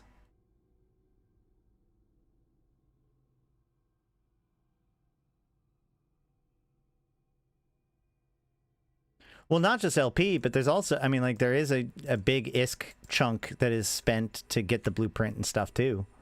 But yeah, the LP is an important piece to it, for sure.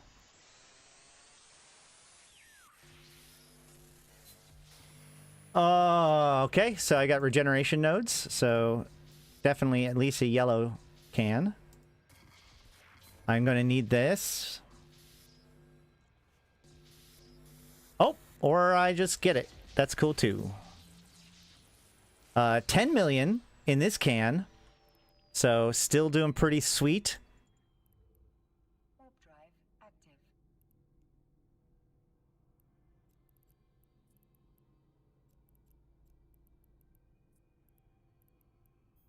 We have gotten 18 million worth of salvage in 2 cans.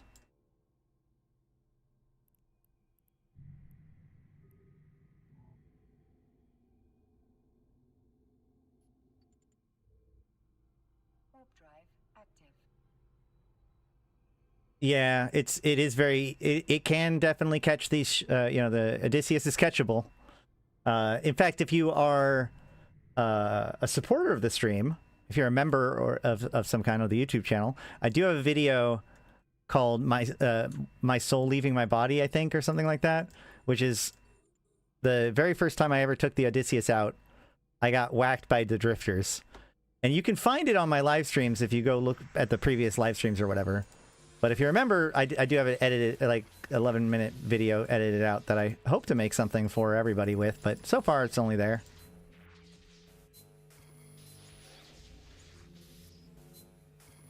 Oh my gosh. Normally I don't like breaking through nodes like that, but I felt pretty close to the core, which I was. 15 million. Another 15 million. This is good. Does this ship not need a mobile depot to refit? It does need a mobile depot to refit. That's why I have a mobile depot. But it also, it has a ship fitting, a ship maintenance bay. So theoretically speaking, someone else could reship or refit off of it, but it can't refit off of itself.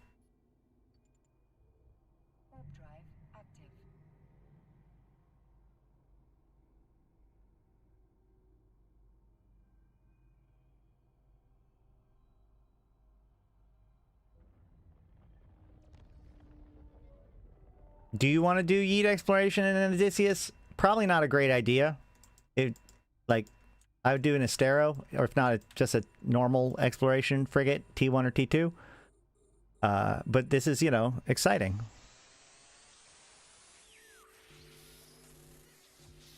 EVE Online is a game about the practical application of bad ideas. Okay, so I got one of these spikes. A spike means it's red difficulty, and you want to hold on to these spikes forever. You do not want to waste spikes, because if you get a suppression node and you don't have a spike, you are in for a hurtin'. Especially if you're if you're an alpha, or like you have a Tech 1 hacker. A suppressor without a spike is pretty much death. So if you can grab one of those suppressors before you hit, or sorry, if you can grab a spike before you get a suppressor, that's great. I love seeing spike. I both love and hate seeing a spike, because it's like as soon as I see it, I'm on the one hand I'm like yes, on the other hand I'm like shit, I'm in danger.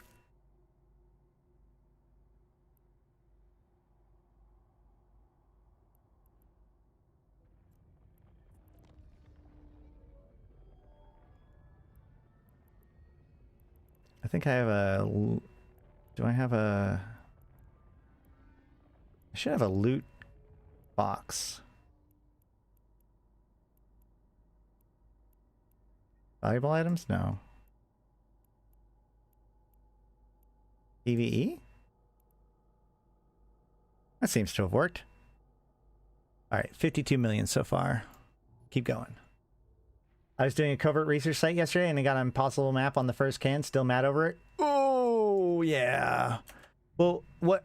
if you're in a Tech 2 ship, or if you have a Tech 2 hacker, there should be no such thing as an impossible can. Although, I guess, depending on how unlucky you are. But yeah. I have gotten, like, 3 suppressors in a row, and it's just like, and get wrecked. The worst thing in the world is to get a suppressor and a... if you get a suppressor and a regeneration node at the same time, you're basically just dead. Look at all this rule of 6. Wow. This is an easy one. Maybe.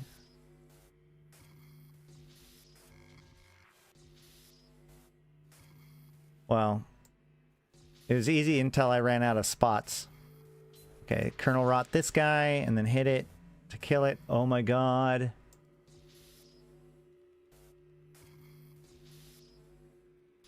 Alright, hit that guy. I got a spike, but I don't want to wait. Oh my gosh. Alright, I'm going to make the risk. I'm going to hit the spike. I'm going to do the exact thing that I just said I don't want to do. There's a regeneration node. That sucks. Alright, shield up. Hit that thing 3 times. There's another spike. Where is it? 1, 2, 3, 4. Oh god, it's there, isn't it?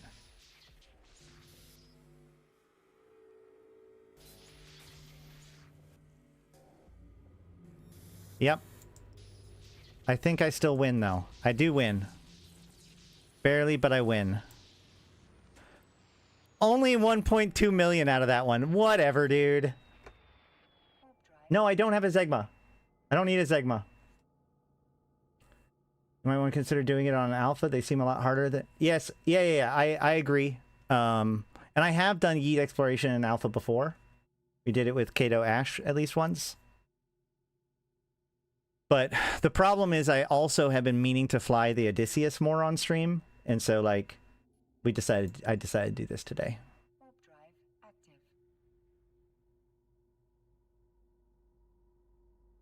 Yeah, I actually don't like the integrated analyzers because there's only one power-up slot.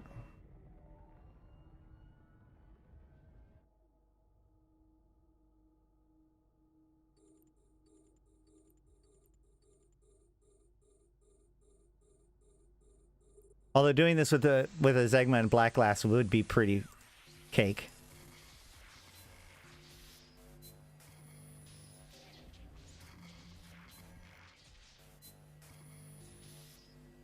Ugh.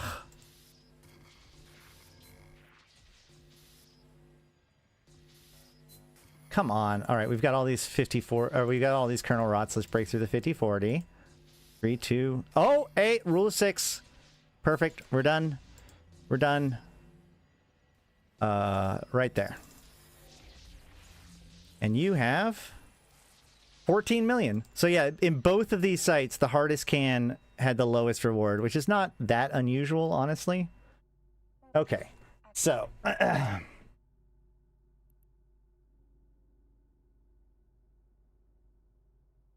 Is the guy streaming? Wait, what did I say?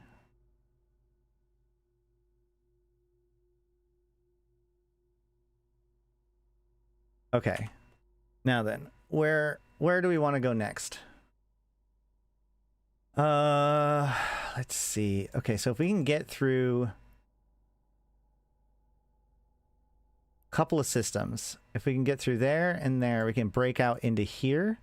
And there's just a whole bunch of open space over here. So let's...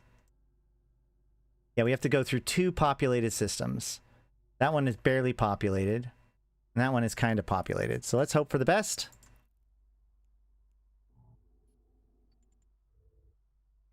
Warp drive active.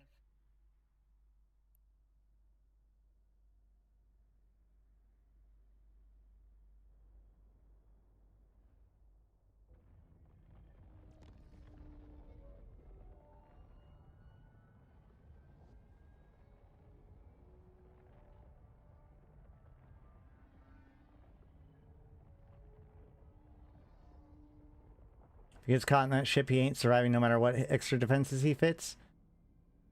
Yeah. Yo, if you're flying a blink ship, you might as well save the mid slot for combat. Well, I do have other configurations and stuff. The only thing that would be in there would be probably a web or a the battery.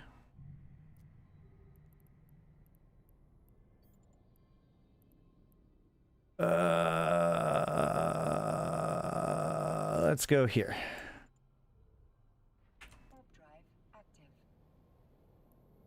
I do really appreciate people that put structures near,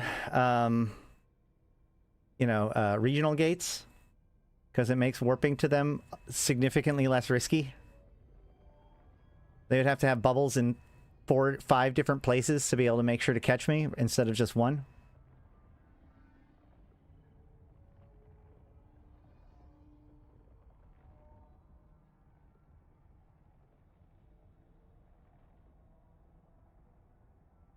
It isn't, you're right. It's definitely not that slippery comparatively. Although the micro jump drive is kind of fun, but you can't micro jump drive while booshing, or you can't micro jump drive while cloaked. Okay, so there's just the Hecate, which I can see.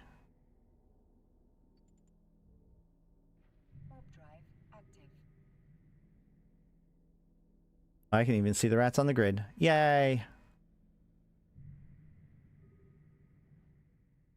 They care more about their own... I mean, if I presented an opportunity for them to catch me, they absolutely would. They would love to.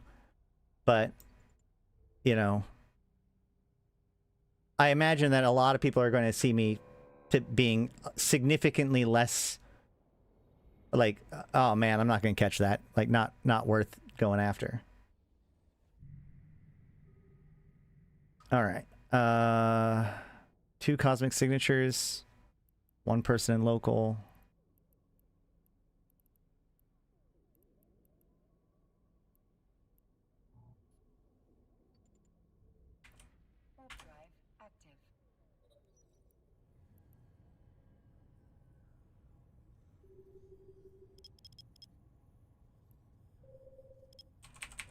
Hopefully CCP will see and the love for the Audi is getting and see that explorers need stuff too. We've got lots of ISK and Yeet daily. Yeah. Well, yeah. Go and get yourself an Odysseus. Just don't lose it. That's the secret. The Odysseus is great as long as you don't want to lose it, or don't lose it. This goes back to what we were talking about with the, don't fly what you can't afford to lose is a complicated statement because the affording something, there are different ways to afford something, different definitions of affording something being affordable. Hell, you can afford to lose something that you can't afford to replace, right?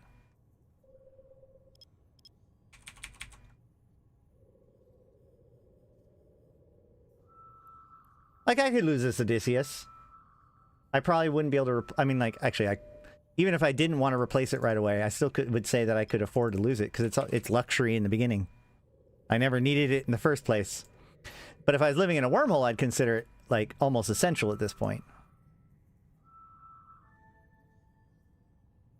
There's a relic site. But there's now 2 people in local.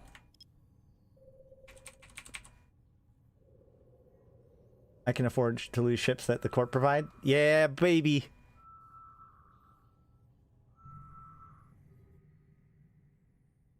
That's a combat site.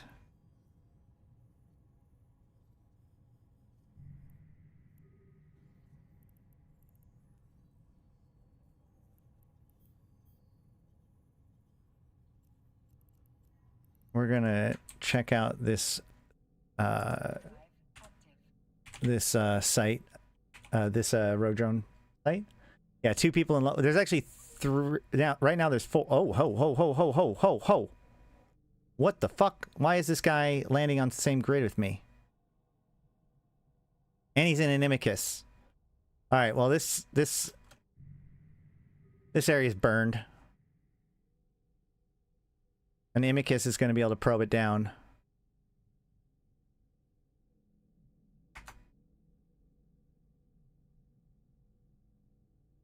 Oof, these sites feel very dangerous to warp to with the amount of stuff that's in the site. Warp drive active.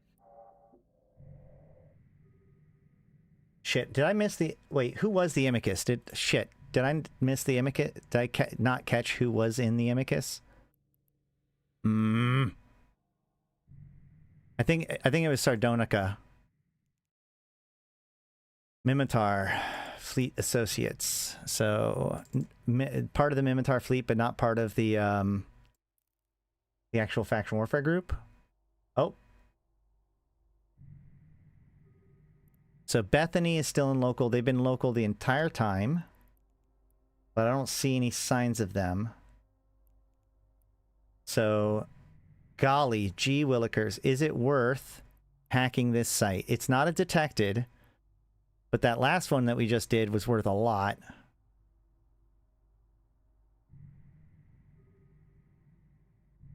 I don't know, man. I've got a bad feeling about it still. Let's just keep going, because, like, we're right on the verge of having nice open area. So, yeah, let's just... It's not even worth it. There's more sites. Slice does in this specific system.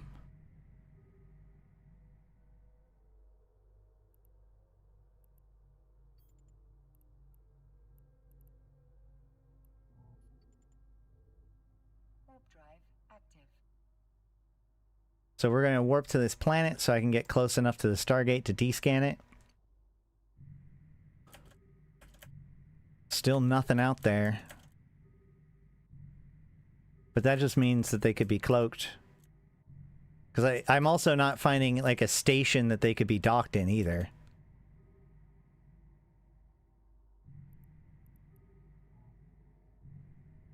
Hey, thank you for the subs. Warp drive active. Slices decent standing fleet and intel. Yeah. Well, I just came into here from Mimitar fleet space. Yeah, that, I mean, like, the idea that they would grab me and be... Oh, man, they could be in a T3 cruiser and kill me. Like, they would have... Like, the idea that they would light a Sino just to catch an Explorer is insane. But, like... And if it were just a frigate, I'd be able to kill it before something comes in. But yeah.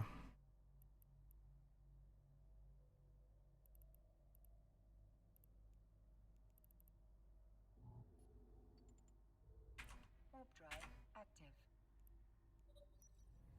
Aren't some slice somewhere else? So this effect. Like I said, Mimitar. I think this is Mimitar fleet. It was just It's just claimed by Slice, but you know, next door was Mimitar fleet, and the guy that I saw was Mimitar fleet. People light a Sino to kill Tristan if they're bored enough, which is always that's to a certain extent that is the case. But just remember, like anytime you're lighting a Sino and jumping things in, like that actually has like a real cost to it. So they might, but the idea that they would have an entire trap set up just so that they could drop on an explorer doesn't feel like something that would be happening. Yes, I know that it does. Yes, people do crazy stuff when they're bored. But my point is that like the question is who is ready to go to drop on that particular site. I think it's more likely that it would just be a T3 cruiser ready to kill a person that shows up than actually like lighting a Sino and bringing in something. It's a detected.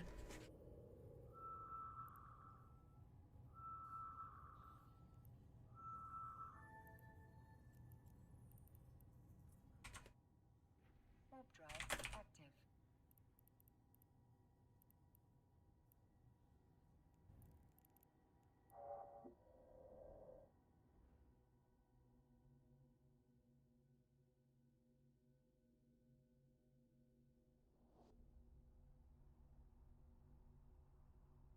Now, obviously, the longer that I'm here, the more interesting it is. You know, if people find out, oh, look, there's an Odysseus running around. Maybe we should try to go get him. You know, that could be nervous. That's also why I kind of have the different... Or I have more than one filament, so I can leave here if I want to. Warp drive active. The real trap is Stealth Bomber plus Blops. Yeah. That could work and could be set up for me. This isn't the same thing, but wasn't it Setonia that was flying around in a Freki and got caught an Avatar yellow boxing him before he left grid? That sounds crazy. Possibly, although Setonia now works for CCP, so I don't know how long ago that was. Warp drive active.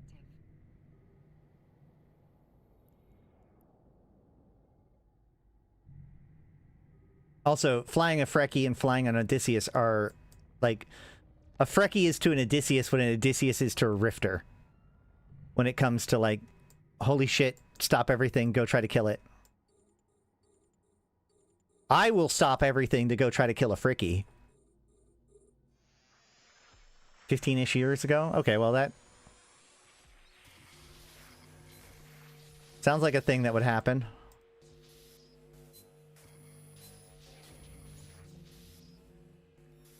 Oh, yes, nice. Perfect. Thank you. And 3.5 million. Warp drive active. Yeah. Yeah. Yeah. Eve is easy as Setonia. And kill 2 was, wait. Wasn't Eve as easy to kill 2?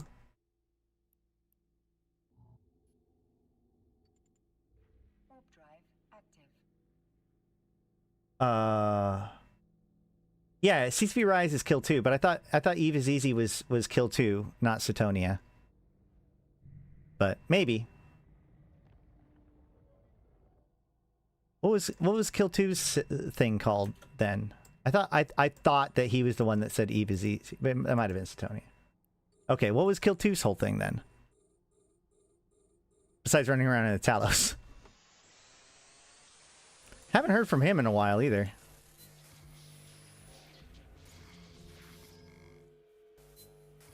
Oh, rule of 6, rule of 6.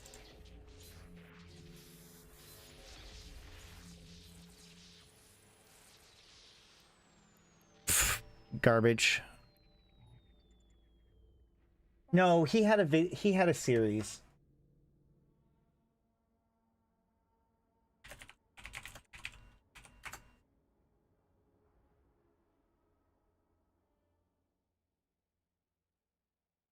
No? Okay. I guess I was wrong. Fine. Setonia's Eve is easy. Kill 2 is kill 2. And I don't know what I'm talking about. All's right in the world. Warp drive active.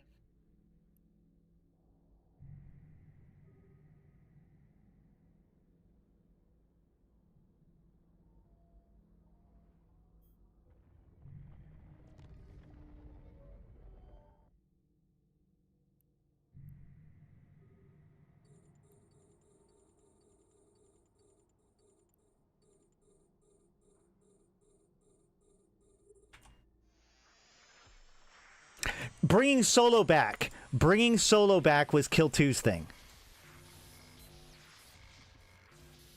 That was what it was. Right. Okay.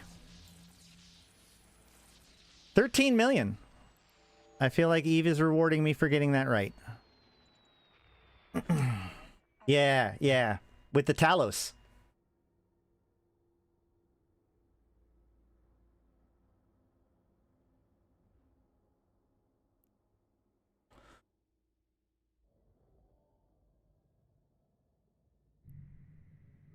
Which is why when he finally got in charge of a team, he named the team Team Talos to let people understand that, like, no, man, we're taking this seriously. Which, I mean, that team got really popular by a lot of players really quickly, especially during that era of scarcity, and then kind of disappeared into the background radiation of CCP. Because, like, CCP has this weird, like, they have this thread this needle where it's like it's good for developers to be out there and talking to us, but then developers become like the face of something, and that can go really good or really bad.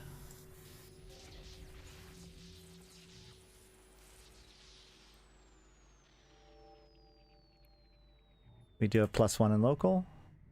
Warp drive active. He is in a capsule. I don't have to worry about that.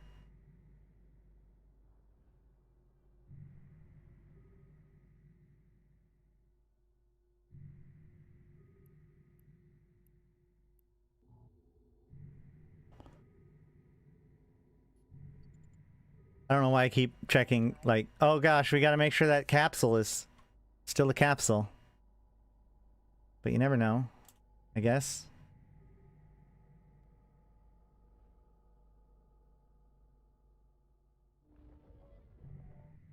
He's checking me out, maybe. He could be eyes for somebody else.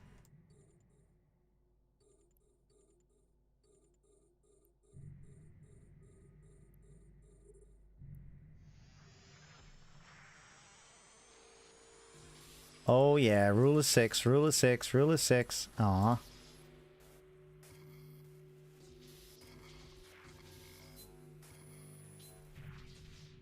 Oh, he's gone. Yay, he's gone.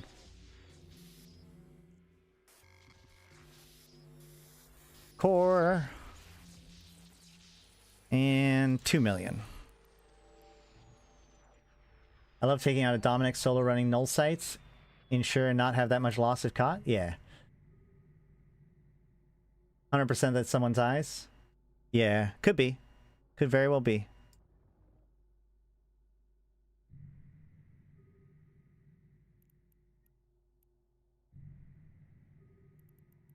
Hmm. What is going on there? Holy crap. Look at that. That's pretty cool. Are those like effects of the site, I guess? Must be. Warp drive active. That's crazy looking.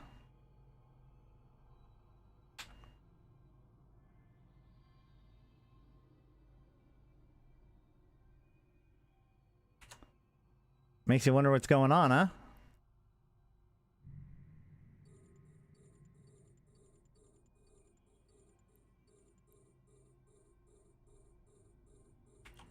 I'm gonna hack this, get an escalation, and Clue's gonna lose his goddamn mind. Watch. Calling it now. Come on. Oh no, I don't want to use the spike. I'm just gonna go around it. Hope for the best. No. Keep going around it. Give me something other than a spike. Oh, not that. Not that either. Okay, that works. Okay, we're gonna use that to break this. Now I get to this juicy rule of 6 zone. There's another kernel rot. Yay, a shield. No, wait. I didn't want that. I want this. Shield, kill that.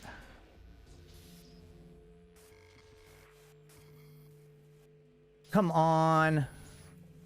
There we go. Core. Oh, that was a little bit more exciting.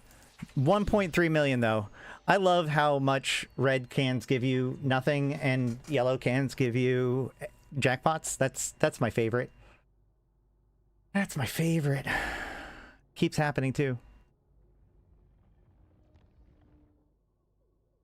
But Ash, you could just use a cargo scanner. Yeah, but I'm not a chump. Oh, that's all of them. Dang it, I didn't get the escalation either. Alright, well. Next.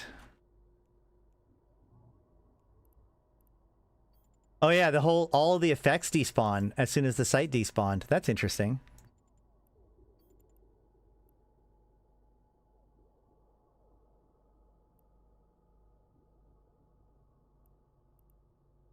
I guess I can just warp straight to the gate since there's nobody else here. Yeah, I'm going to more empty space. I swear cherry picking makes more clicks and costs you more time than burning all the cans hacking. A lot of the times, yeah. The one thing about cherry picking is that if like I know that there's another explorer in the area and they're like following behind me, then I might like that's the optimal time to do cherry picking because you want to get them all tied up in your stuff. But even if you do cherry picking, like it despawns after about 45 minutes, so who cares? Just get used to it. Stop following in somebody else's wake.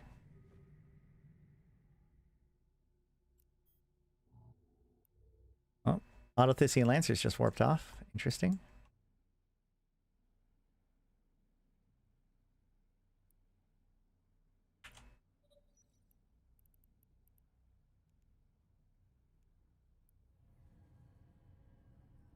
I've got only one signature this time.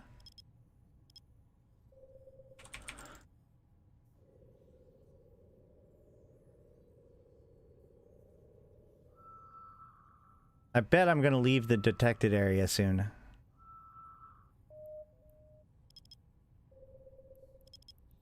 That said, wait, I might actually be able to get away home. Wait, so my goal is to really get home, is actually to get home. And... never mind. I was hoping with Jovian Observatory and Odyssius Lancers in system that there would also be a drifter wormhole, but it does look like there's a normal wormhole. Ooh, we're going to find out what kind of wormhole this is. Because the ultimate goal is to get home. I always use a cargo scanner. It's not going to save you any time. Your threshold is like 5 million. If it's 10, you can ignore 60% of cans or more. Yeah, but to me, I don't know. I'm there to hack cans, so I'm just going to hack the cans.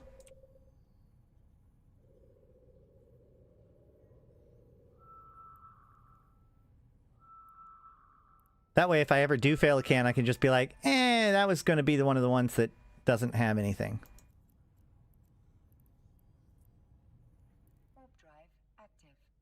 Find a nice C1, C2, that's the safest option. Except for with a C1 or C2, I'm going to have the same sites that I do out here, but I won't have a local. So no, it's not going to be easy. Yes, extracting with an extraction filament in Pochfin is very nerve-wracking in an Odysseus. That is correct.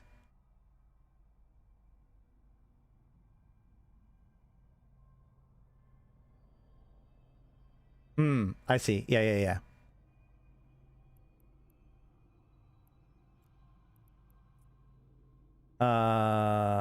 Class 13 shattered wormholes. Less than 1 hour remaining. Okay, well, I don't think I can even get in this one without the special module, which I don't actually have. Man, for the first time, I should have actually brought the entangler or whatever it is, the thing that makes you really small. At the end of my stream, I should show off my pack. What? My packs? You mean I should show off? Oh, you mean your PAX Day progress? That might be worth doing. Let me know if people want to check it out. Malak has actually been working hard. I've done a little bit, but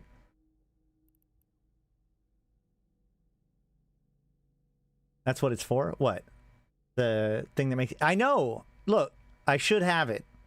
And that's why this wormhole is here right now. And it's why the first wormhole I found is because, like, this is the game being like, hey, guess what you forgot to do?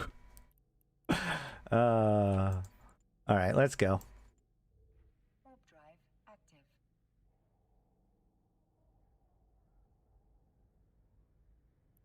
I'm pretty sure I didn't bring it. Yeah, I didn't bring it.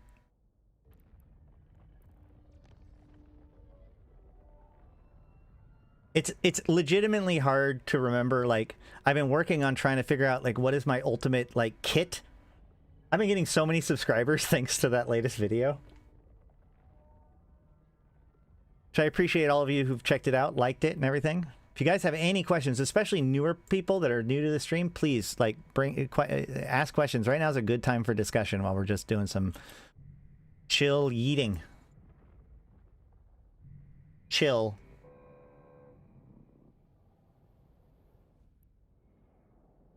Oh. There was somebody else that joined in the local right as I left. One cosmic signature. Warp drive active.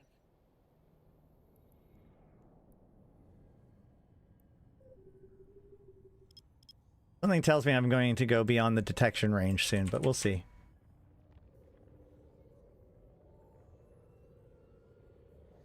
I do love this. I do like the shield icon over the wrench icon that was before. Good job, YouTube.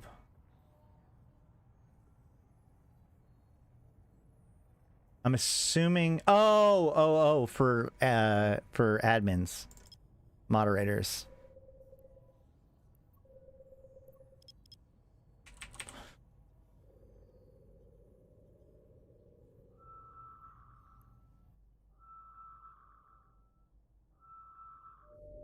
Oop, another wormhole. As I said, whenever you're doing exploration, number one rule of exploration, you always find what you're not looking for, which is why my strategy is to try to find as many different things as possible. The fact that I haven't found a shit ton of ghosts or gas sites is really funny, actually. Warp drive active. Now, how do I already have a pounce in this system?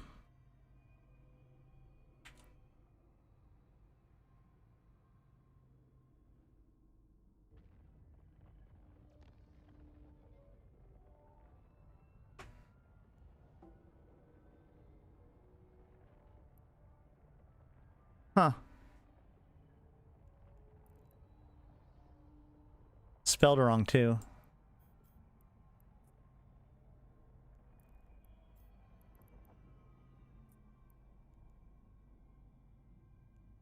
I wish I could see when it was created.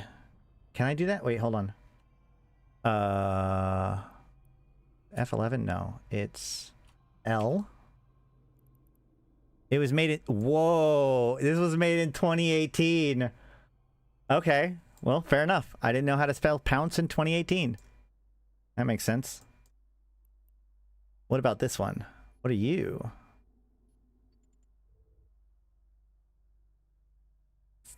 Class 4 to 5 wormhole system. All right, well, not good. Not what I needed. Not what I wanted. Let's keep going. There's that other person again. Let's see. Where do I want to go?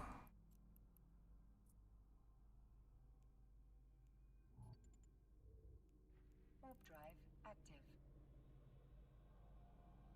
You can't make a ship that can exploit anything? I sincerely believe that you could theoretically, I mean, well, you could. A T3 cruiser would be able to do that. That's what I was actually wanting to do with like a Legion.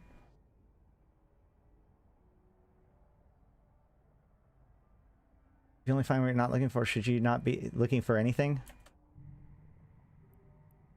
I'm not looking for trouble. No, wait, hold on. That's not right. I'm looking for trouble? Leave me alone is what I'm trying to say.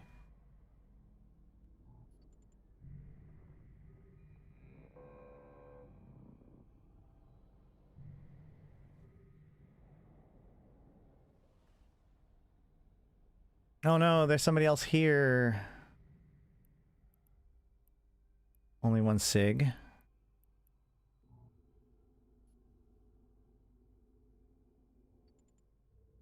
Warp drive active. There's a Sino beacon in system, and by that I mean like a parallax, like a structure.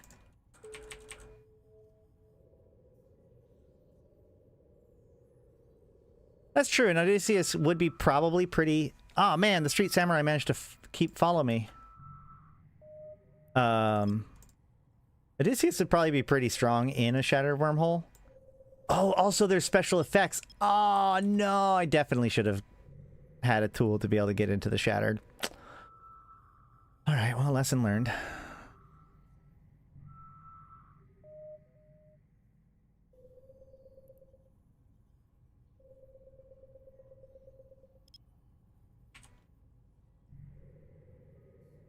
We have nothing on D-scan.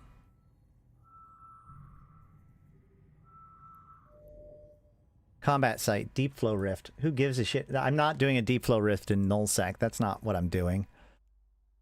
I don't mind deep flow rifts. I like doing deep flow rifts, but doing them in nullsec seems like a terrible idea. Hold on. Repositioning. Okay, let's see. So there is not that much in that direction. Let's align to it.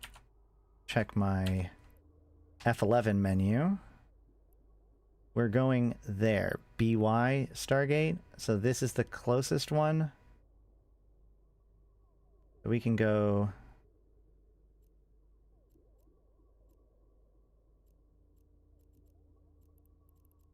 to this moon. See if we can get closer. C-13 hulls massively buff small weapons, last I checked. I think the Wolf Rayet ones do. I don't remember if all Wolf Rayets are C-13, like if all C-13s are Wolf Rayets or not. I don't think so, but...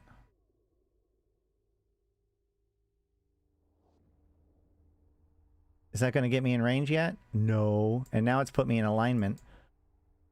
That's worse.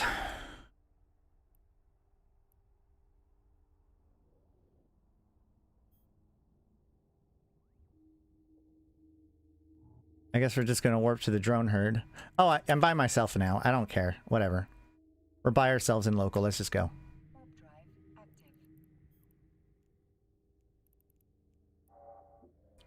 active. When talking about lore at all, can you explain the Caroline star explosion? So, in 2015, there was a star in space, usually towards the galactic north east. Yeah, but where I am, there it is. It's more north. So this big green thing in the space is what's left of Caroline star. So basically, okay, how far back should I go? 30,000 years ago, no, several thousand years ago, however long it was, during the times of like the ancient races. Hey, it's a falcon? Hold on.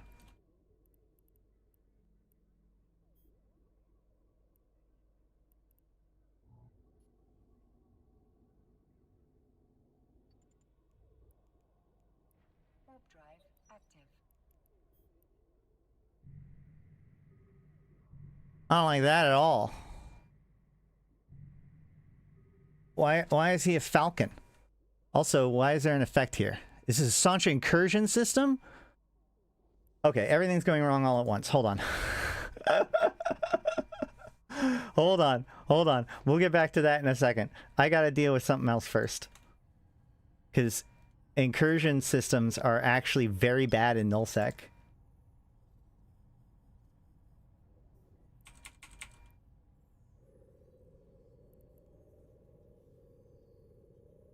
Yeah, those guys are mean right there.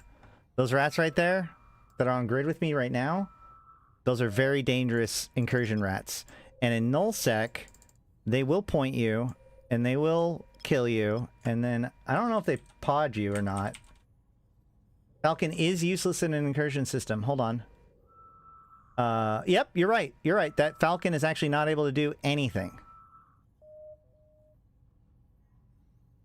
Yep. You're right. You're right.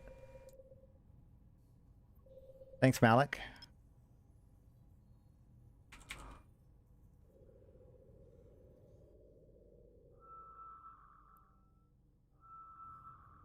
There's the skyhook. Let's move away from the skyhook.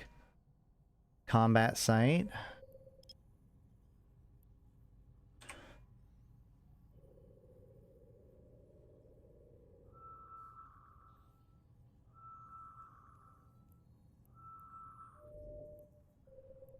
We don't need a combat site.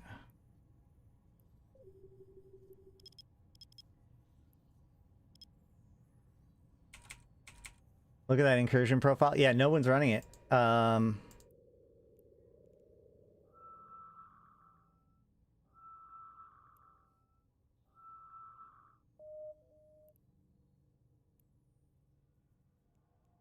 Yeah, well, it's in a withdrawing stage. Does that just mean that basically no one has engaged with it the entire time? Basically, it's just now ending. There's the incursion. Okay. Yeah, it's timing out. Nobody's doing it at all.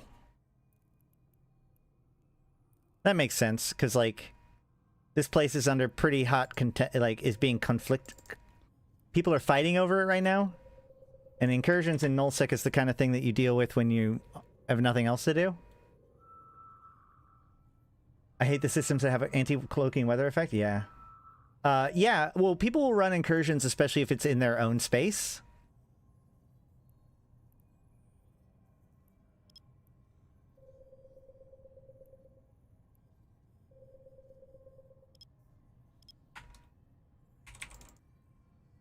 Uh-oh. Should I leave?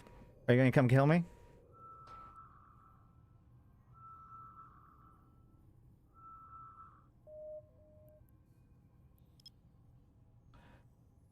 All right. And with that echo, chances are this other one is the echo. This one the echo? Probably. We'll check it out.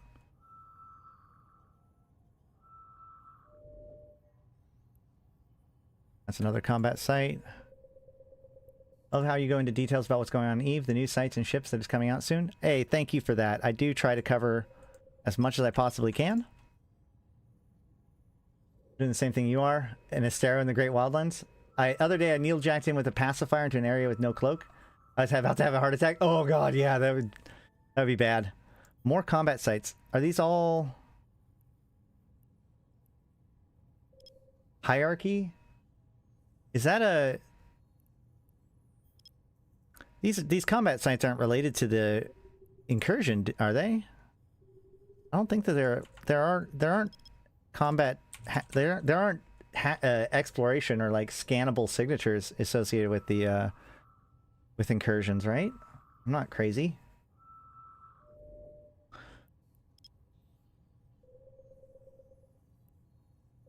Do incursion rats go into the data sites? A level 1 data site? Man, so much of this seems very suspicious. Are those Sancha sites? Do Sancha even... I didn't know that Sancha has... AI Abandoned Research Complex. Let's go look at it. If I die to fucking Sancha rats, I swear to God.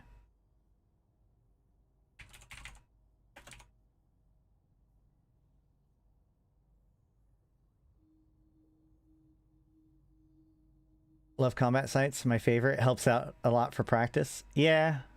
Well, yeah.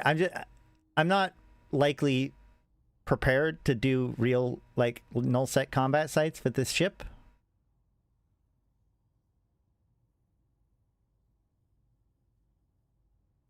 There we go. Pounce. Hierarchy is an unrated site. Hierarchy is an unrated complex found in nullsec via exploration. Okay, great. So not a Sancha site. So chances are, I don't think that Sancha comes to the hacking sites. I think that they only go to signatures. So like belts, planets, gates. I don't think that they can go inside of sites. I'm going to bet my Odysseus on this fact. It is a very expensive practice ship. That is true. But that's the thing. This isn't a exploration, or this isn't practice. This is science. This is discovery. The Odysseus is about discovery. We are being bold here. It's okay to be scared. But hey, at least if something bad happens, at least it's going to be on stream.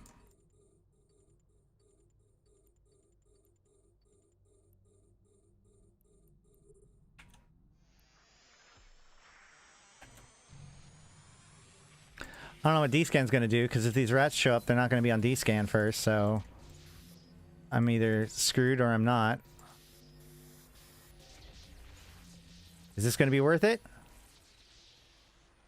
7 million? 6 million? Okay, okay. Gave me drone parts. I don't hate it yet. It'll make an exciting short.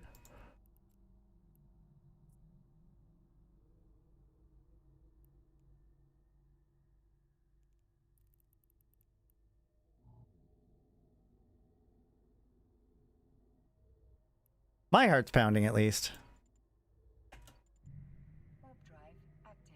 What Eve is all about, right?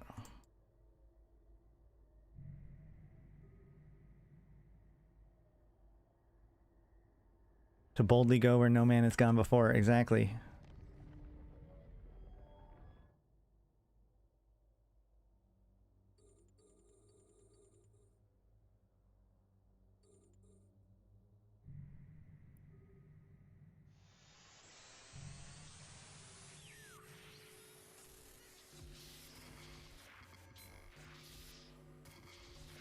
Looting your skyhooks would be a bit spooky right now.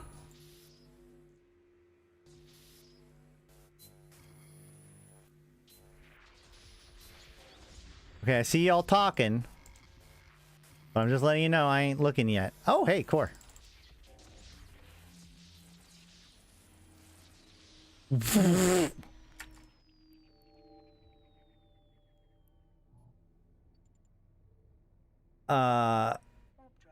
Yeah, Radiance and Hierarchy are drone null sites, yeah. Getting tackled by an NPC nightmare in a probe while running a ruined data site.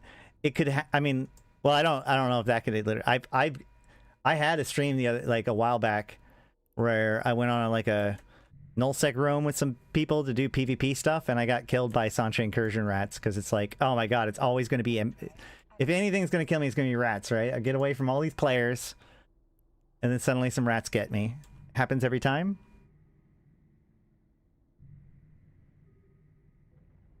I hate how other people can refit from your SOE ship, yet you still need a depot to refit. Why CCP? The same is true about any ship with a ship maintenance bay.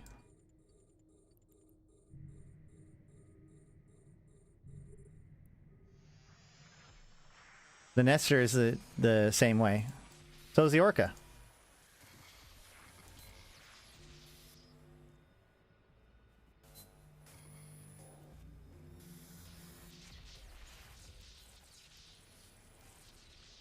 $3 million. Okay, this was worth it. This was worth it. It is such a beautiful ship. And it's a great skin. I've got a lot of good skins for the Odysseus, though.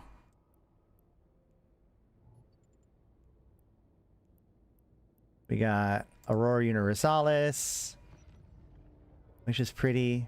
But then we've got the two that we've made. I think Thran's made this one, which you can't really see, but it's very orange. And then I made this one, which is black and red. But this incursion profile is ruining everything's visuals. Okay, let's see. Where do I want to go now?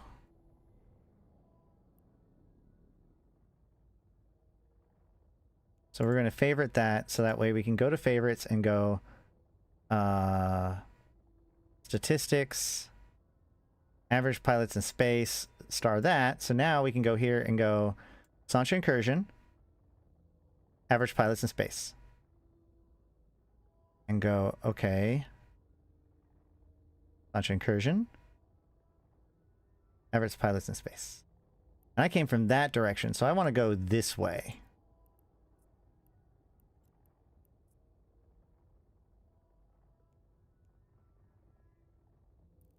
I almost was like, oh my god, there's one pilot in space in the system I'm in. Oh wait, I'm in space. I also have the fucking warp sound bug. Whatever. Alright. We are by ourselves, so we're going to just warp to the gate.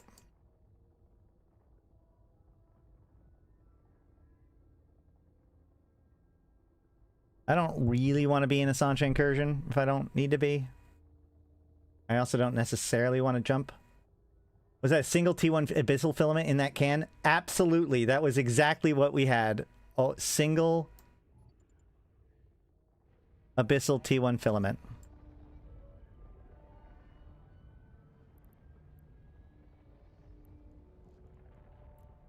You win some, you lose some. It's like seeing a reflection. Look, man. If I was in a 2 million ISK frigate, I wouldn't give a shit either. The whole reason why I'm doing this is to make it so I give a shit. And you know what? It's working. It's working a little bit. Yep.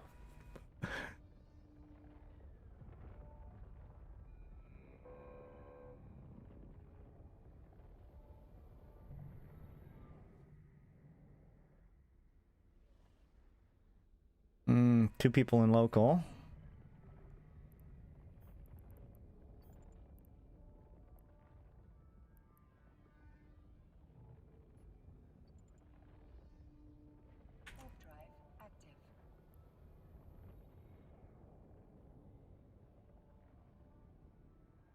You never like walked into the bathroom in the middle of the night and catch yourself in the mirror at the corner of your eye and spook yourself a little bit? No? Just me? Okay.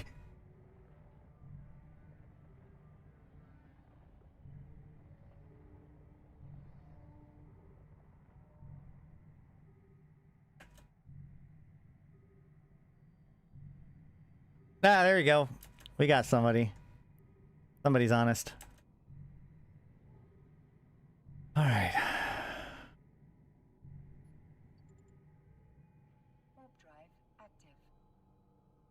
All right. So, where were we? Okay. Way long ago, in the before times, in the long ago, thousands of years ago, roughly around the time that the Eve Gate collapsed, there were two major empires that we have evidence of existing. Okay, there is the there is the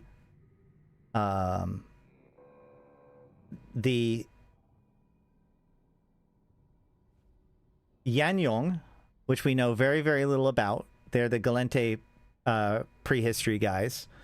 But then there's also the Talican.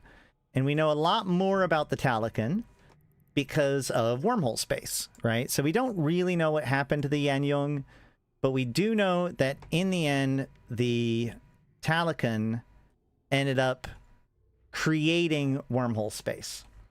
And by creating... No, but I think I've got that SCP that appears in the corner of your visions following me. Oh no, yeah. I actually watch way too much SCP Explains. Any rate, oh gosh, is this guy following me? I heard a gate fire. Hold on.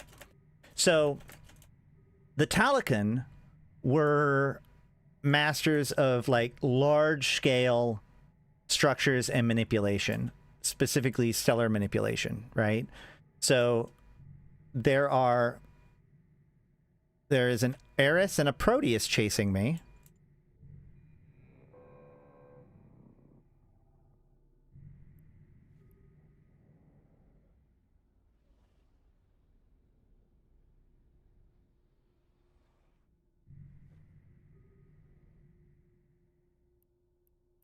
Oh, I have another bookmark here called Home. That's funny. Warp drive active. Oh boy. Oh god. Go, go, go, go, go, go, go!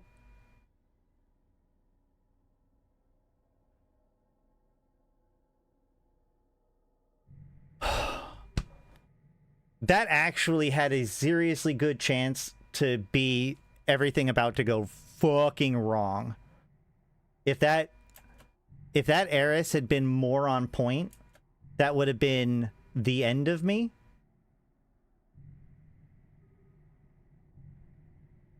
That would have been the end of me. And now there's a Proteus here. So, like, I kind of just am screwed. But we're still going to scan down this site. I assume these guys are going to come after me, so we might just chill out here and talk about lore for a little bit.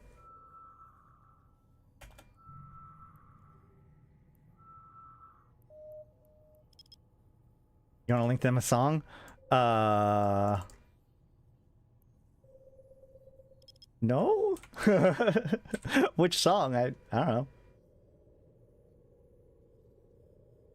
AI Eve song called Slowpoke? Oh no, I'm not going to be posting people. I don't need to antagonize them.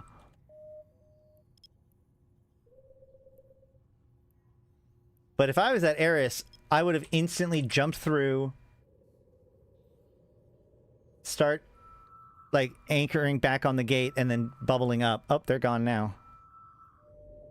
They absolutely could have caught me if they had gotten lucky. Since I dropped my probes, they could see where I was even though I was cloaked. They could have caught me. But they didn't. And there's a wormhole. Warp drive active.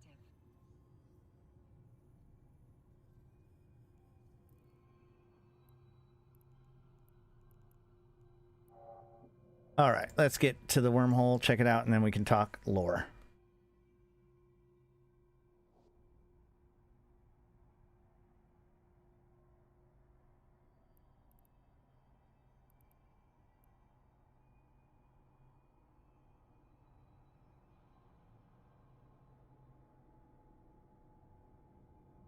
What do we got here? This is a K162, which leads to high security space. Wait, am I done?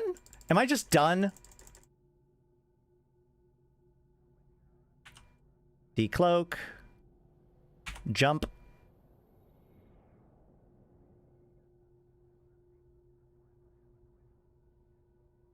That looks like Mimitar space too.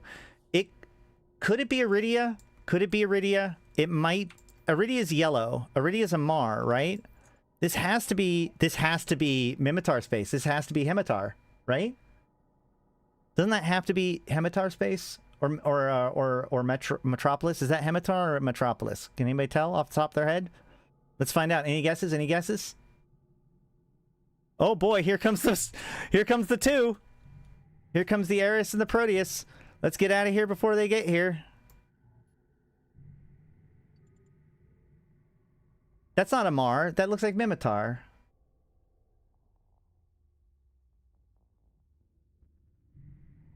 I'm in Metropolis, baby. Hell yeah. All right. Excellent. Well done. No notes. I'm home. Let's see. How close am I to Heck? Heck is 4 jumps away, guys. I made it. We're home. We did it.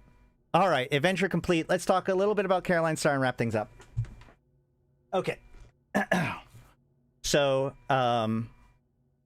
one thing to understand is that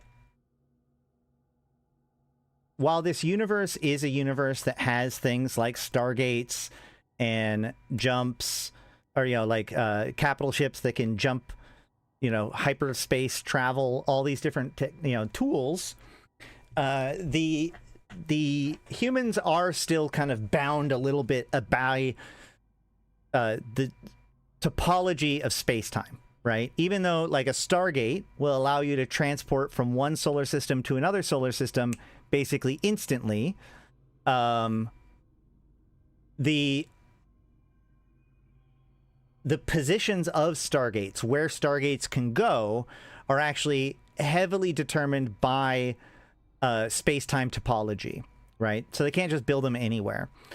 And so that's one of the reasons why like development of civilization was kind of slow. As each system that they go to, they must first figure out where a good connection will be, and then send a ship out to that destination point so that we can build the two connections and link them together. The story of Old Man Star, Old Man Devereaux really talks about that when it comes to Valor and the Old Man Star Stargate.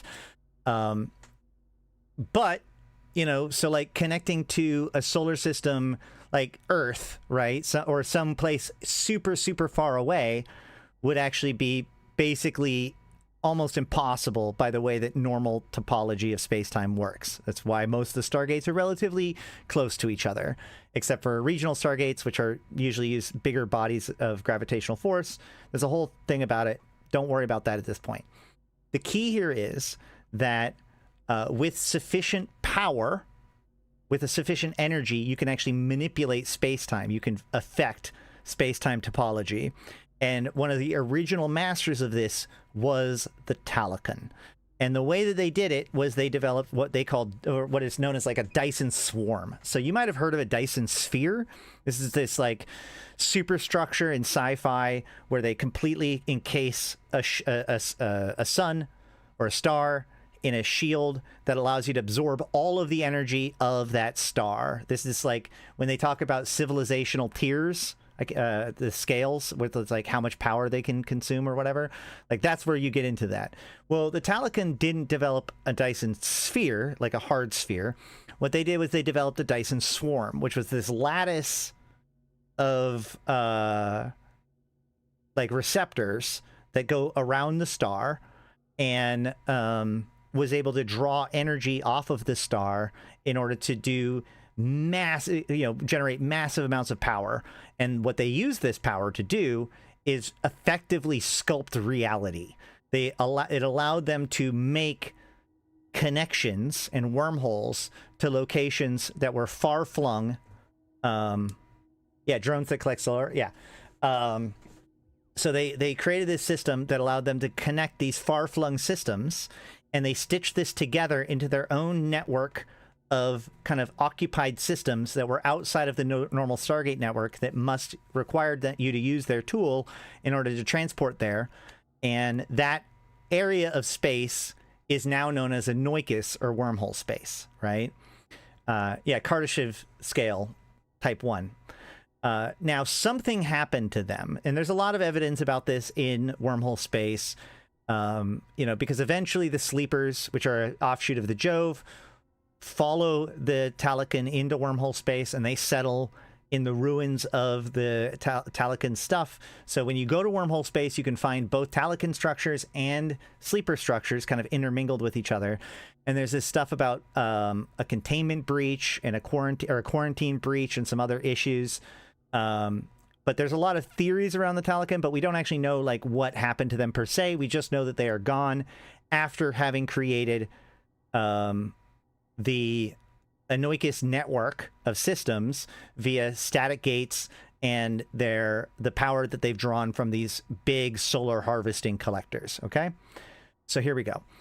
There is another technology that involves massive amounts of power that I believe was being experimented on by the Yan Young, but we don't actually know.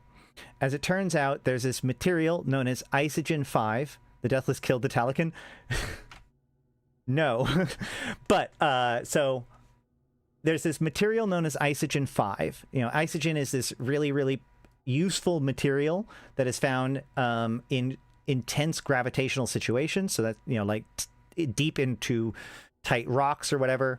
But in particularly aggressive, energetic, and gravity-intensive stars, you actually have this special version of isogen called isogen 5. So in the largest stars and some of the most energetic stars, the O1 and the BO, and to a lesser extent AO blue stars, have the capacity to generate this material known as isogen 5 that's so small, so minute, so hard to produce that for a long time it was thought as being theoretical. But it turns out that one of these ancient races created these stockades, these stockpiles of isogen 5. They created these citadels, these fortresses that sat between the first planet and the star of various blue stars. And basically over the millennia, their drones collected every little flit and fragment of isogen 5 in the system and brought it to this collection center. And so there's these different collection centers in these different locations. Now, eventually, yes, there is a blue star. All of the shattered wormholes are blue stars. So, then you have the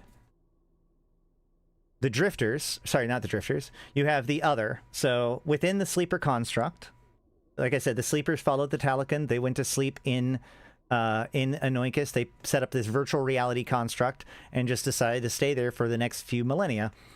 But a rogue artificial intelligence that wasn't supposed to exist, a violation of the rules of the construct, kind of becomes a thing and effectively takes over the construct. So this thing is a violation. It's never existed. It's never supposed to have existed in a universe that's supposed to have physical bodies. It doesn't have one, and it knows that, and it's angry. And so it reaches out through the stars, through its capabilities, and it finds the cloning of the Empress of Amar. There's a whole thing about it. I have the Drifter, the Who Are the Drifter video covers a lot of this stuff with good visuals and stuff. I'm just kind of breezing through this. And so the Empress of, or the heir of the Amar throne, who had failed in the latest challenge, she lost her seat, and as per Amar tradition, she had to commit ritual potting yourself. And so, but her followers decided to break the rules and illegally clone her in a site known as the Matriarch Citadel. Well, the other caught on to this somehow and stitched itself into her brain and whispered secrets to her. One of those secrets was the location of this ancient Terran superweapon that uses isogen 5 as a primary weapon, or like a primary catalyst. So it's the fuel in the fire, as they say. And so she goes and finds this weapon, and she uses it a couple of times. She uses it first on the on the Blood Raiders, and then eventually uses it most famously on the Elder Fleet. We've seen that video. I could pull it up if we wanted to, but the Elder Fleet shows up. She shows up, and in a single shot, cripples the entire Elder Fleet, and then, you know, her forces are able to blow them all up in space just above the city that she was born. So this like super scary, unheard of, powerful Mimitar fleet breaks into Amar space, goes deep into Amar space, and everybody thinks that they're going to make it. And then suddenly out of nowhere, the thought dead Empress shows up and kills them all in a single fight. And so it is at that point, tackle the buzzard. I'm in high sec. It is at that point that, because the Amar was already kind of having their own political problems, there's a hole in the power structure, and so this was seen as such a miracle that she was crowned Empress of Amar. So that's how Jamil and the other became the Empress of Amar. And so she ends up discarding her super weapon. So this super weapon, which is built into an Abaddon that has isogen 5 in it, she just it gets abandoned or something. Well, remember, there's a bunch of drones that collect isogen 5. And so as it turns out, this Abaddon full of isogen 5 was tractored by a bunch of drones, including road drones that seem to have been hijacked by the central system. And brings it to one of these caches. And so they're collecting all the Isogen 5 and they're packing it full of even more Isogen 5. So this weird event, because of all of this stuff going on, there's a Sisters of Eve person who is measuring the Eve gate and all that stuff and finds this strange radiation signature, which is connected to the super weapon, traces it to the other places where she's used the super weapon, including the Mechios, and that leads this sister to the eventual resting place of this super weapon. And so she sees it and she's like, oh my god, like we can find, this is perfect. Well, the problem is that she's being trailed by a Blood Raider group who's also being trailed by a Thucker group.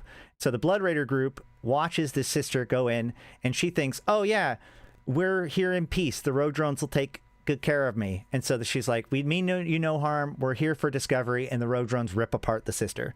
So the sisters are dead. Or at least that sister group. So that leaves the Blood Raider. And the Blood Raider actually really wants this super weapon because they want to be able to do what's called the Eternal Harvest or the Great Harvest, right? This is going to be the weapon that allows the Blood Raiders to just win. And it turns out actually that what's weird about this event is that the Blood Raiders actually got assistance from the Jovian, or at least SOCT guy, who gave them the tools to subvert the road drones, shut them down, freeze them up, so that way he could go in to get the super weapon. So this Thucker guy, the Mimitar, the Thucker that's following him, watches this and realizes what's happening, and so makes an appeal to the road drones. And actually, I'm going to read this. I read this every single time. I wasn't going to at first, but I love this this is one of my favorite Chronicle parts. So this is actually part of several Chronicles that are the End of the World saga, which is kind of the opening of Anoikis. Hold on. We need YC 110, right?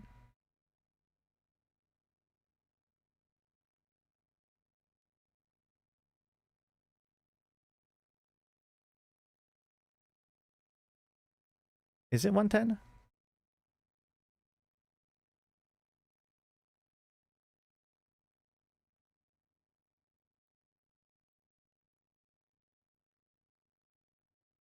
All right, hold on. Let me look for a second. Oh no, it must have been YC109. Okay, here we go. YC111, my bad, 2009. So in We Humans, right? Yeah.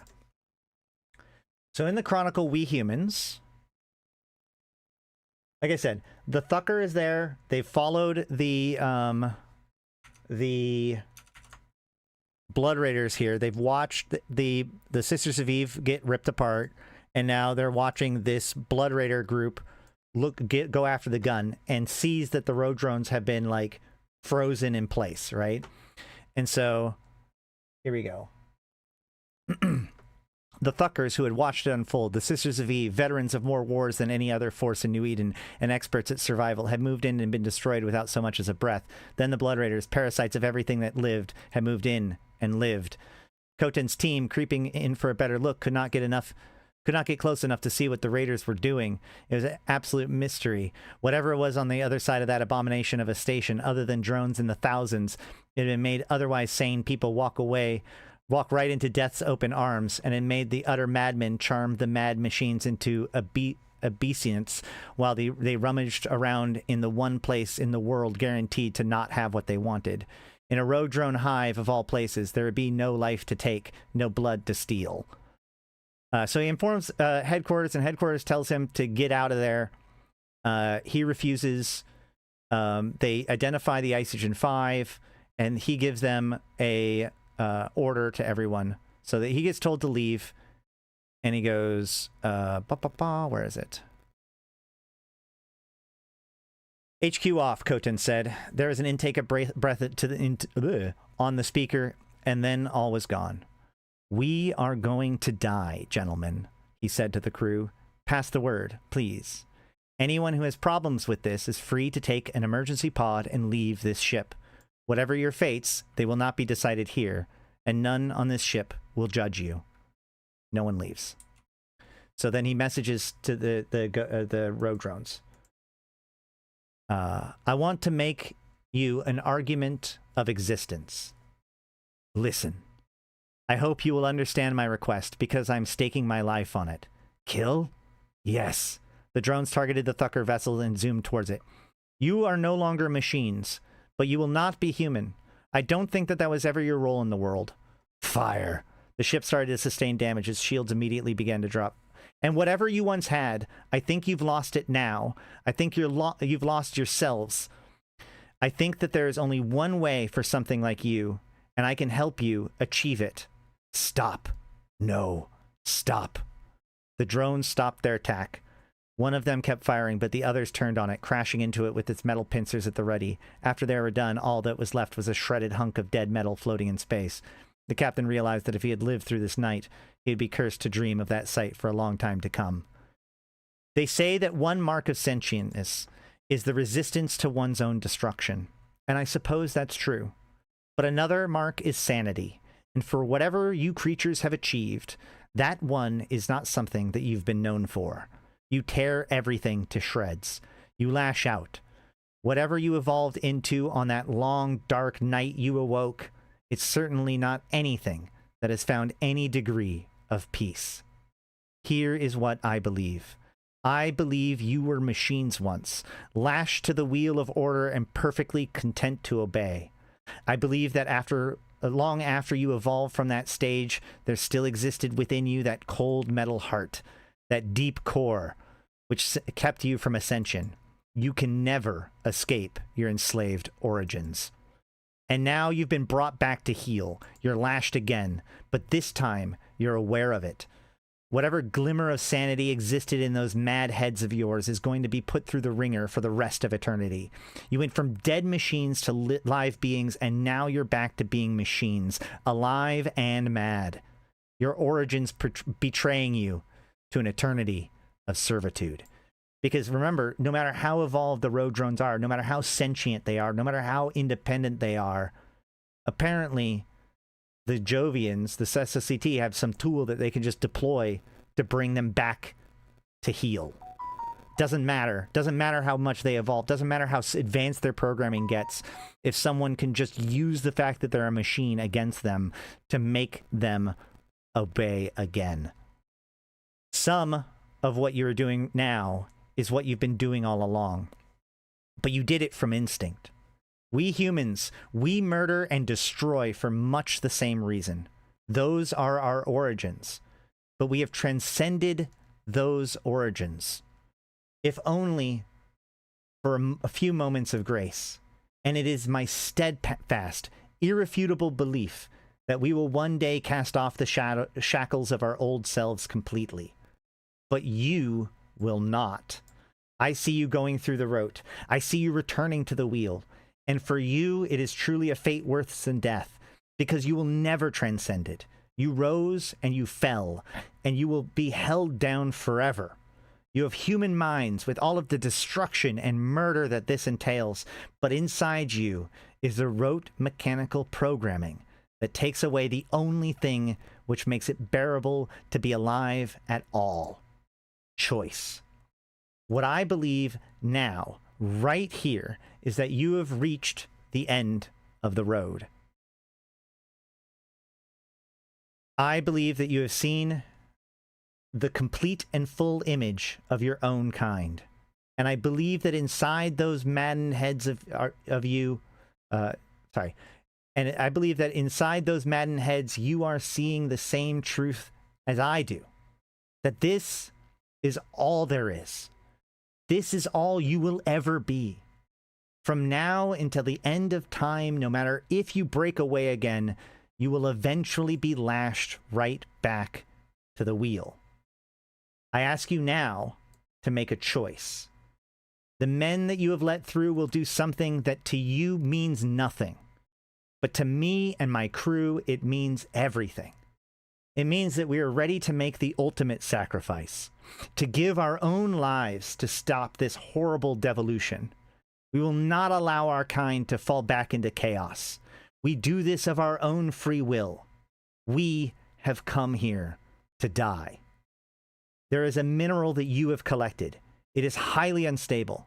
And it is, in fact, so unstable that setting it alight would have positively cataclysmic consequences for anything in the vicinity. Every piece of machinery would literally be wiped out, gone, extinct, forever. Silent at last. I ask you now to make a final choice.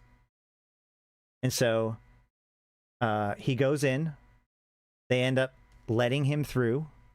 They actually open up the hull of the ship for him, and he shoots at it, and he blows it up. And the Isogen 5 detonated, and the world came to an end. So as it turns out, this particular cache of Isogen 5 was quantumly entangled with a total of 10 different caches of Isogen 5, which were in orbit of various blue stars, where the caches were quantumly entangled to explode simultaneously.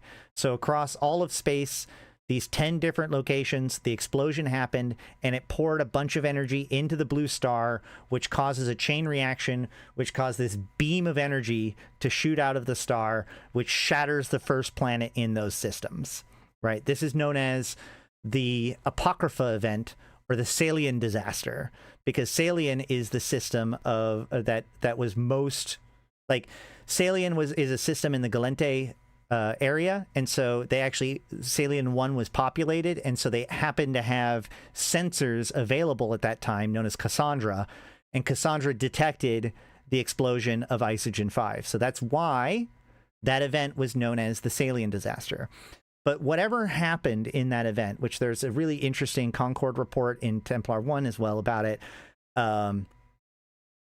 it basically pumped energy back through that Anoinkus network. You remember how the Talican used that Dyson sphere in order to manipulate space-time to basically punch holes into space-time in order to create Anoinkus? Well, a massive energy reading from the Isogen 5 basically filled the lines of this subspace telemetry thing that had been created and blows them all open, right? And this is called Apocrypha event. This is why Apocrypha happens in 2008, and this causes those old gateways, or those old pathways of the Talican, to begin to open and spasm open and close, and this is the wormholes that we know of. But the other thing it did was it poured, like I said, it was a feedback into the system, right? Energy can go both ways. And so there's this, like I said, there's a lattice that pulls energy out of the star, this star, and that's what's used in order to create Anoinkus. Well, when the Isogen 5 explosion happened, that feedback actually went back through the whole system and poured into the star, basically slamming it. Yes, the Apocrypha trailer shows the Salian event. And I've talked about this on longer streams and stuff like that, where I've shown all the videos and stuff. I don't have it all ready right now, so we're just going to do the telling the story version of it. But, so like, the Isogen 5 explosion pours energy into the star, causing it to lash out with this big mass injection, which damages the lattice around this star. And that star that's in question, the star that we know of, was actually in Jovian space. This is the star that there may be multiple stars that the Talican used in this way, but we do know of a specific star in the UUA TAC P F4 system known as W477 TAC P. What's interesting about this star is that it's not a blue star, it's an orange star or a red star. But the point of the matter is that this is the star where this is the star that the Talican was using in order to construct Anoinkus. And this star got destabilized. Okay? So the Jovians were really nervous about this. This is one of the reasons why the Jovians kind of stopped talking to people, although there are other reasons too. But they were concerned that something would happen to this star. And in 2015, this star, W477 TAC P, exploded. So once again, if we go into the map, we can look into like the galactic northeast usually. And we can see there it is. That is what remains of W477 TAC-P.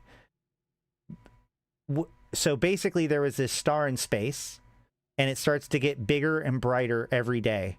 And a hauler, just a player, a normal player that's playing the game, that does a lot of hauling, named Caroline Grace, noticed that, because a lot of the stars in space, by the way, are actually like the real stars. In fact, you can see your route in space if you set it up correctly. So she noticed that this star was getting bigger. And so because she was the first person to identify it, it got known for her. So that's why it's called Caroline Star. And this explosion sent a larger explosion through the Anoikis network and blew open like the inner sanctums of Anoikis. So that's why Thera got exposed. That's why all the shattered wormholes, all of the shattering of the shattered wormholes, all that happened with Caroline Star, not with the Apocrypha event. The Apocrypha event was relatively minor in comparison. That's why all of the shattered wormholes. The shattered wormholes were like the power centers of the Anoikis network. So if you notice, all of the shattered wormholes are going to have blue stars. They're going to have things like epicenters in them because they were the network hubs of the Anoikis systems. And that's also like when the drifters became exposed to us. Link to you a picture of the star if you want to show it. Well, what I can do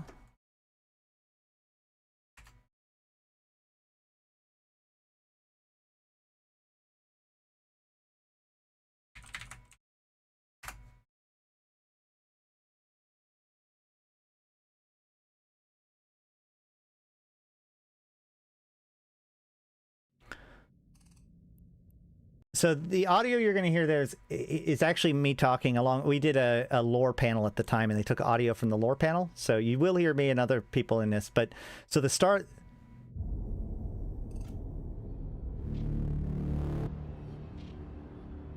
There is a strange, I don't know what you call it exactly, anomaly, a light anomaly, a star anomaly. And apparently the closer you get to Jove space, the better you can see it.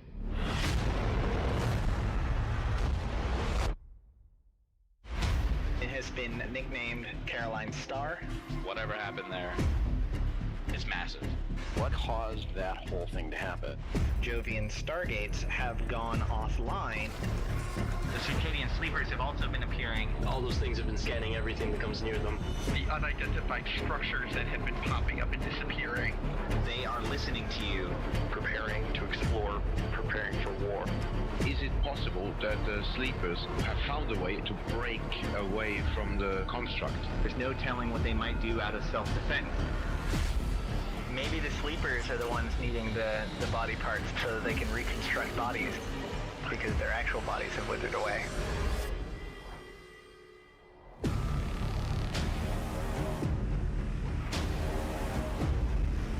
Yeah, it does.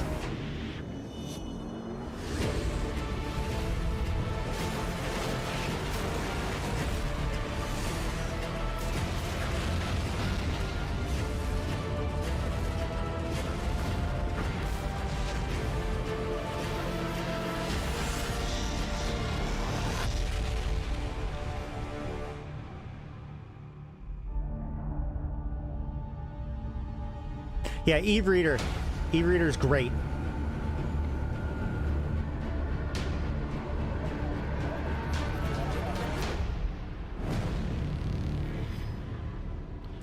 So, actually, I will specifically say, since we're talking about Eve Reader, hold on, Eve Reader.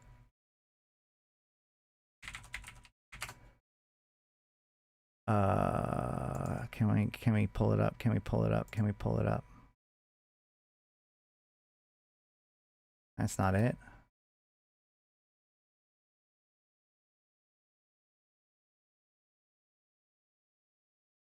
Hold on. Can we still... I know that there was some issues with getting access to Eve Reader podcast stuff for a while. Oh no, here it is. Great. So evereader.org is awesome. He has so many different chronicles read. I have a couple of chronicles that I've read, but you know, he's definitely done a lot more. Although, hold on. Yeah, okay. Whew. The one that I definitely recommend you check out for this in particular is going to be towards the end, right? He did Hostile. Wait a minute. I need to go check that out.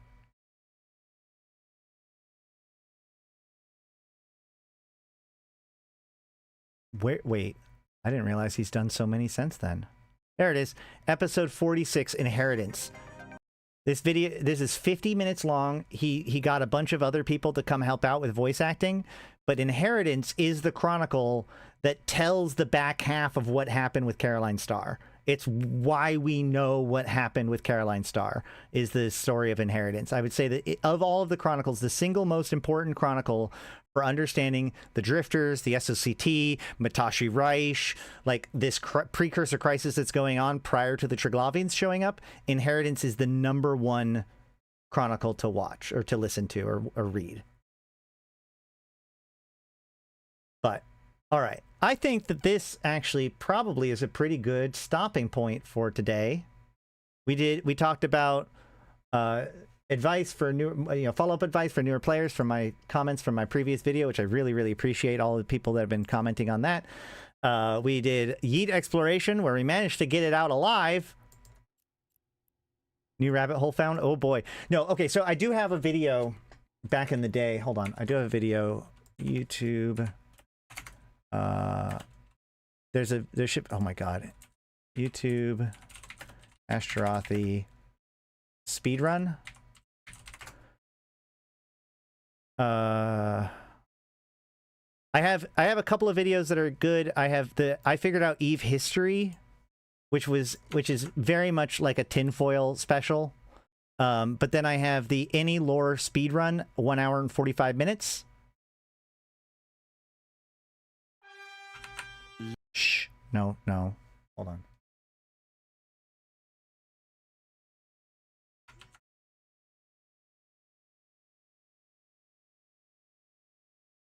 Oh, Thera's fascinating. Hold on. Let me skip this.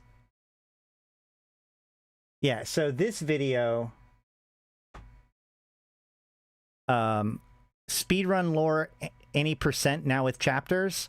Now, obviously, I made this 3 years ago, and I have made a follow-up video to this, but I really did try to, like, zero in on the whole history of everything. So all of this stuff that I've been talking about, the Triglavian invasions, kind of the rise of the Deathless, all of that is in this story. So this is a very good, like, catch-up point to, like, the modern day, potentially, especially when it comes to the Precursor Crisis, i.e. Drifters and Triglavians. Also, the Who Are the Drifters video and Who Are the Triglavian videos are really good. And I've done follow-up videos when it comes to the lore, but so much has been going on in the last couple of years, it's really hard to, like, keep it as zeroed in. But yeah, that's what we do here. I'd love an episode on Thera sometime. So Thera is really cool for a couple of reasons. Two things I really like about it. Like, in order to understand Thera, you have to understand the Harada Oki. The Harada Oki is a clan of the Thucker, who got lost during the Apocrypha event, right? So one of the explosions during the Apocrypha event was a system in Great Wildlands where this Thucker tribe caravan was, and they were lost. And the reason why this is interesting is there's this whole thing about them hunting for the tribe, and there are some people that were former members of the tribe that are now part of other tribes. This does actually kind of tie into Deathless, but this is one of the reasons why the Thucker have always been way more into wormholes than almost anybody else. But there's a really great story called Eye of the Needle, which I did do a reading of, actually. Hold on.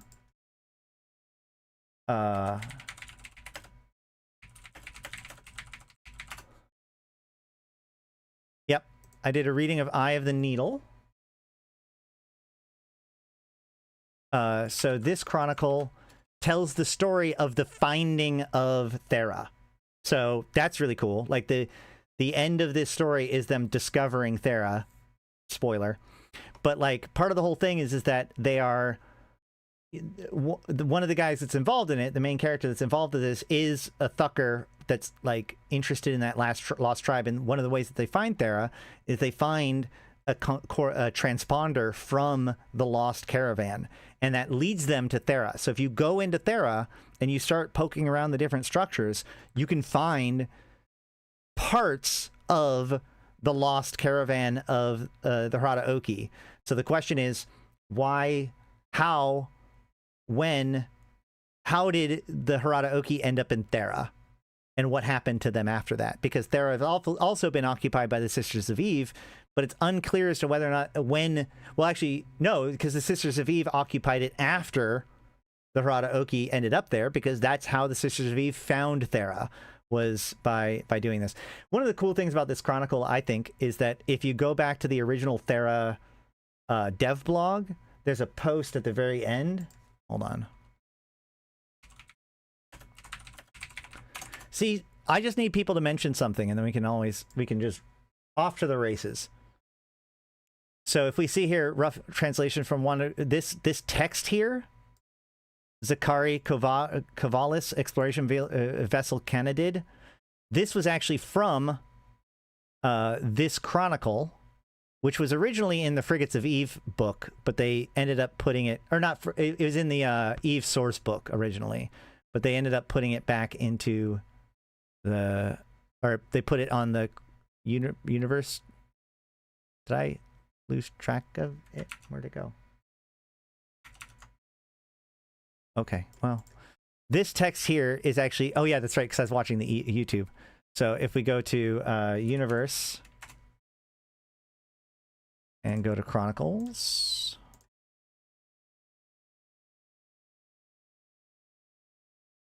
we don't have to go that far. Eye of the Needle. We can see here at the very bottom, the final text. Sensor indicates several outer planets with types of blah, blah, blah, blah, blah, right? This text here is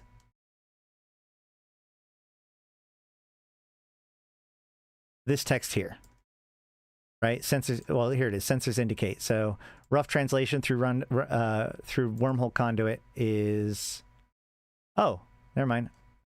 Yeah, so they took the last block. This is them discovering Anoikis, or Thera, right? Excerpt from the log made on discovery of the Thera system. And then they put the text here to make sure that you knew that this was special. And now Harada... No, oh, sorry. Did I say Harada Oki? Oh my god. I'm sorry. I fucked it up. It's,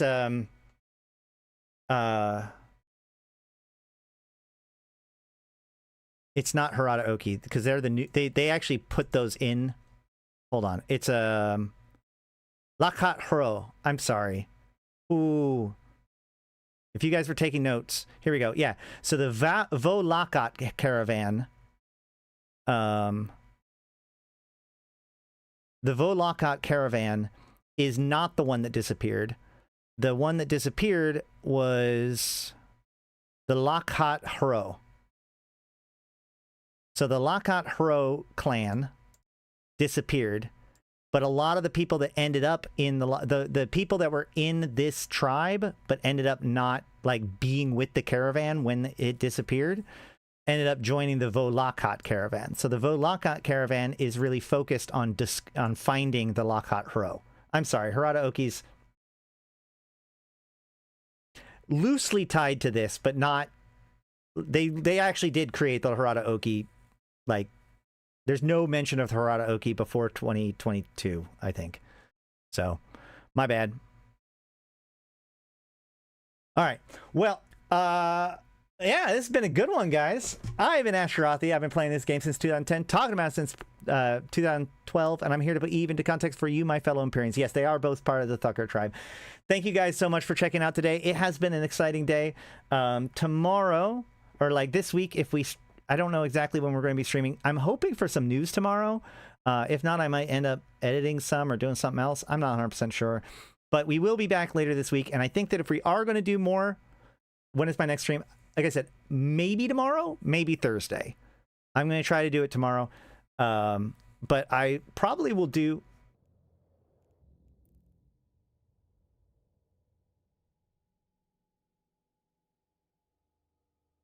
The wormhole just collapsed. Sorry. That... Hold on.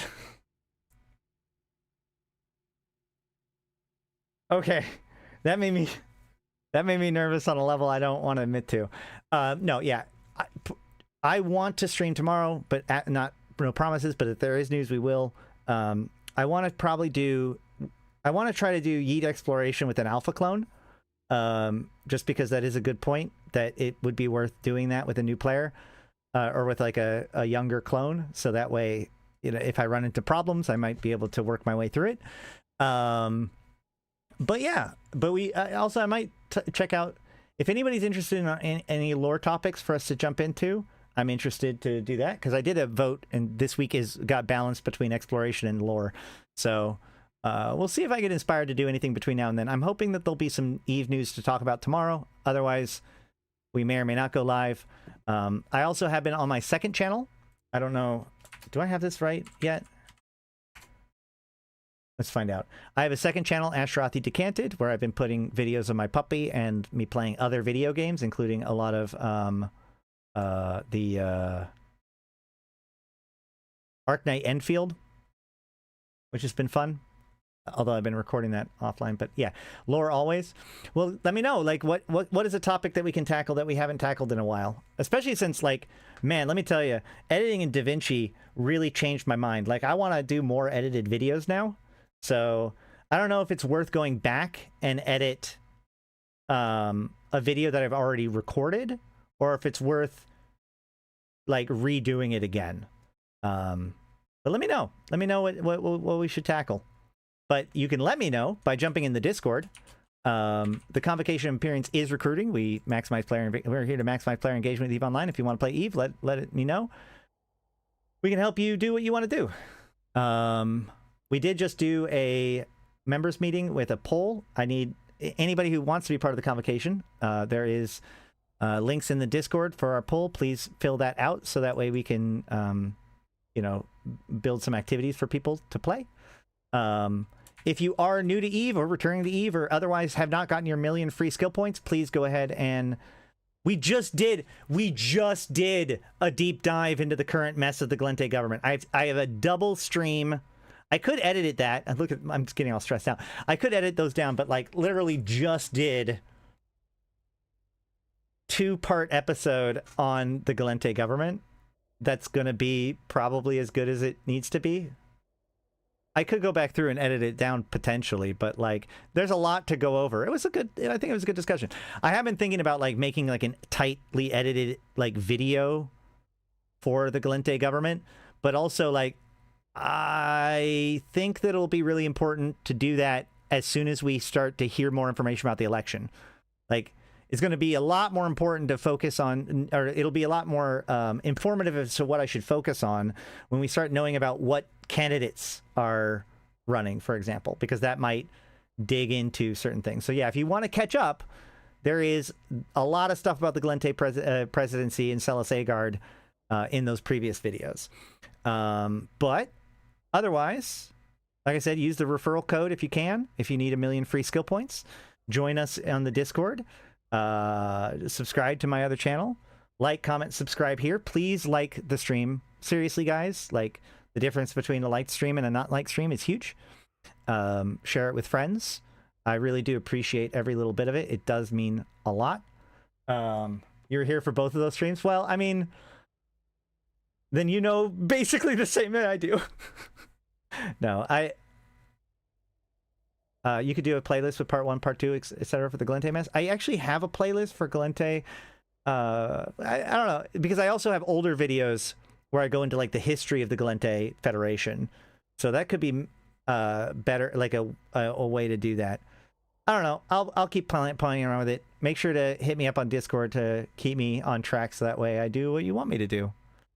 All right. But I've been Ashrothi. Thank you so much for checking us out, especially my top tier supporters. 745 MPSI, Arydanika the Queen, Bad Boy Smooth, Eboleet, Erladis, Elange, Flash Gordon, Grims, May, Malak Starfire, Malin, Mercuton, Mayak, Michael, Nihilim, LM1, Sheesh, Susuro, Thrans, and Rid. Thank you guys so much. Do I have anything on how road drones came to be? Absolutely. Well, I do have a video on how road drones came to be, but I think it's mostly... I have a video on road drones from the perspective of the Triglavians. Let's see if I can find it really quick, because if not, then that might be a thing to do.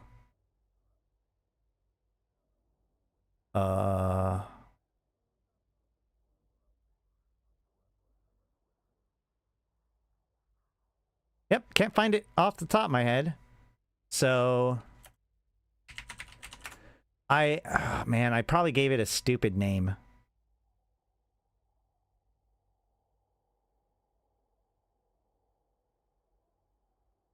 Drifter, Sancho, and Triglavians. Oh boy, am I gonna have to make it my case for why I think the rogue drones are the reason why the Triglavians escaped the Abyss? All right, we might need to look into some rogue drone stuff. That could be a thing to look into, because that kind of ties in both Galente and Triglavians. Rogue drones could be good. What is Ashrothi's corp? It's Mauro, but it's the Convocation of Empyreans is the Alliance. Mauro is the corp. I know Ashrothi is actually in the Invited, which is our PvP group. Both are open.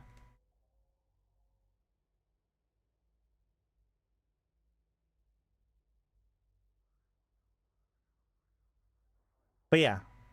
All right. Rogue drones. I'm gonna put that as the thing to chew on. So if I don't stream tomorrow, it's gonna be your fault for suggesting that, because I'm gonna be too busy organizing a million fucking tabs to be able to talk about rogue drones. All right, I've been Ashrothi, the voice of New Eden. Until next time, I will see you in space. Where's my puppy? Should I go see if I can find my puppy? I'll see you in space. Let me go. One last thing. Let me go see if I can find my puppy and bring her in.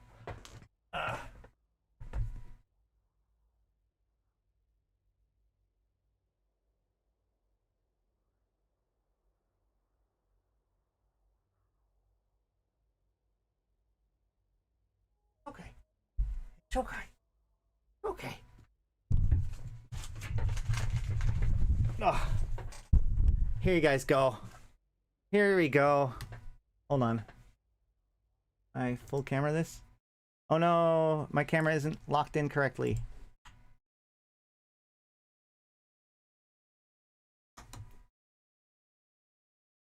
Come on. Zoe. Here's a treat. This is my pandering for likes, guys. Like the stream for the puppy. Oh, Zoe, up here. Her name is Zoria Triglav. She's the detached executive troika for the sublimation of Poshlost Flow. Also likes treats. Yes.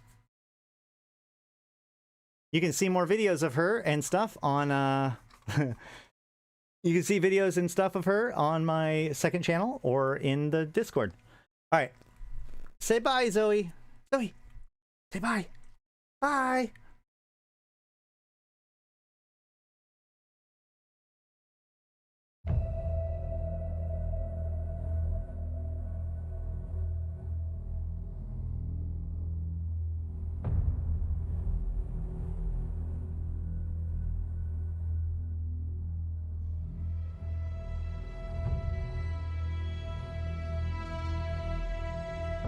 Bring on the wrecking machine.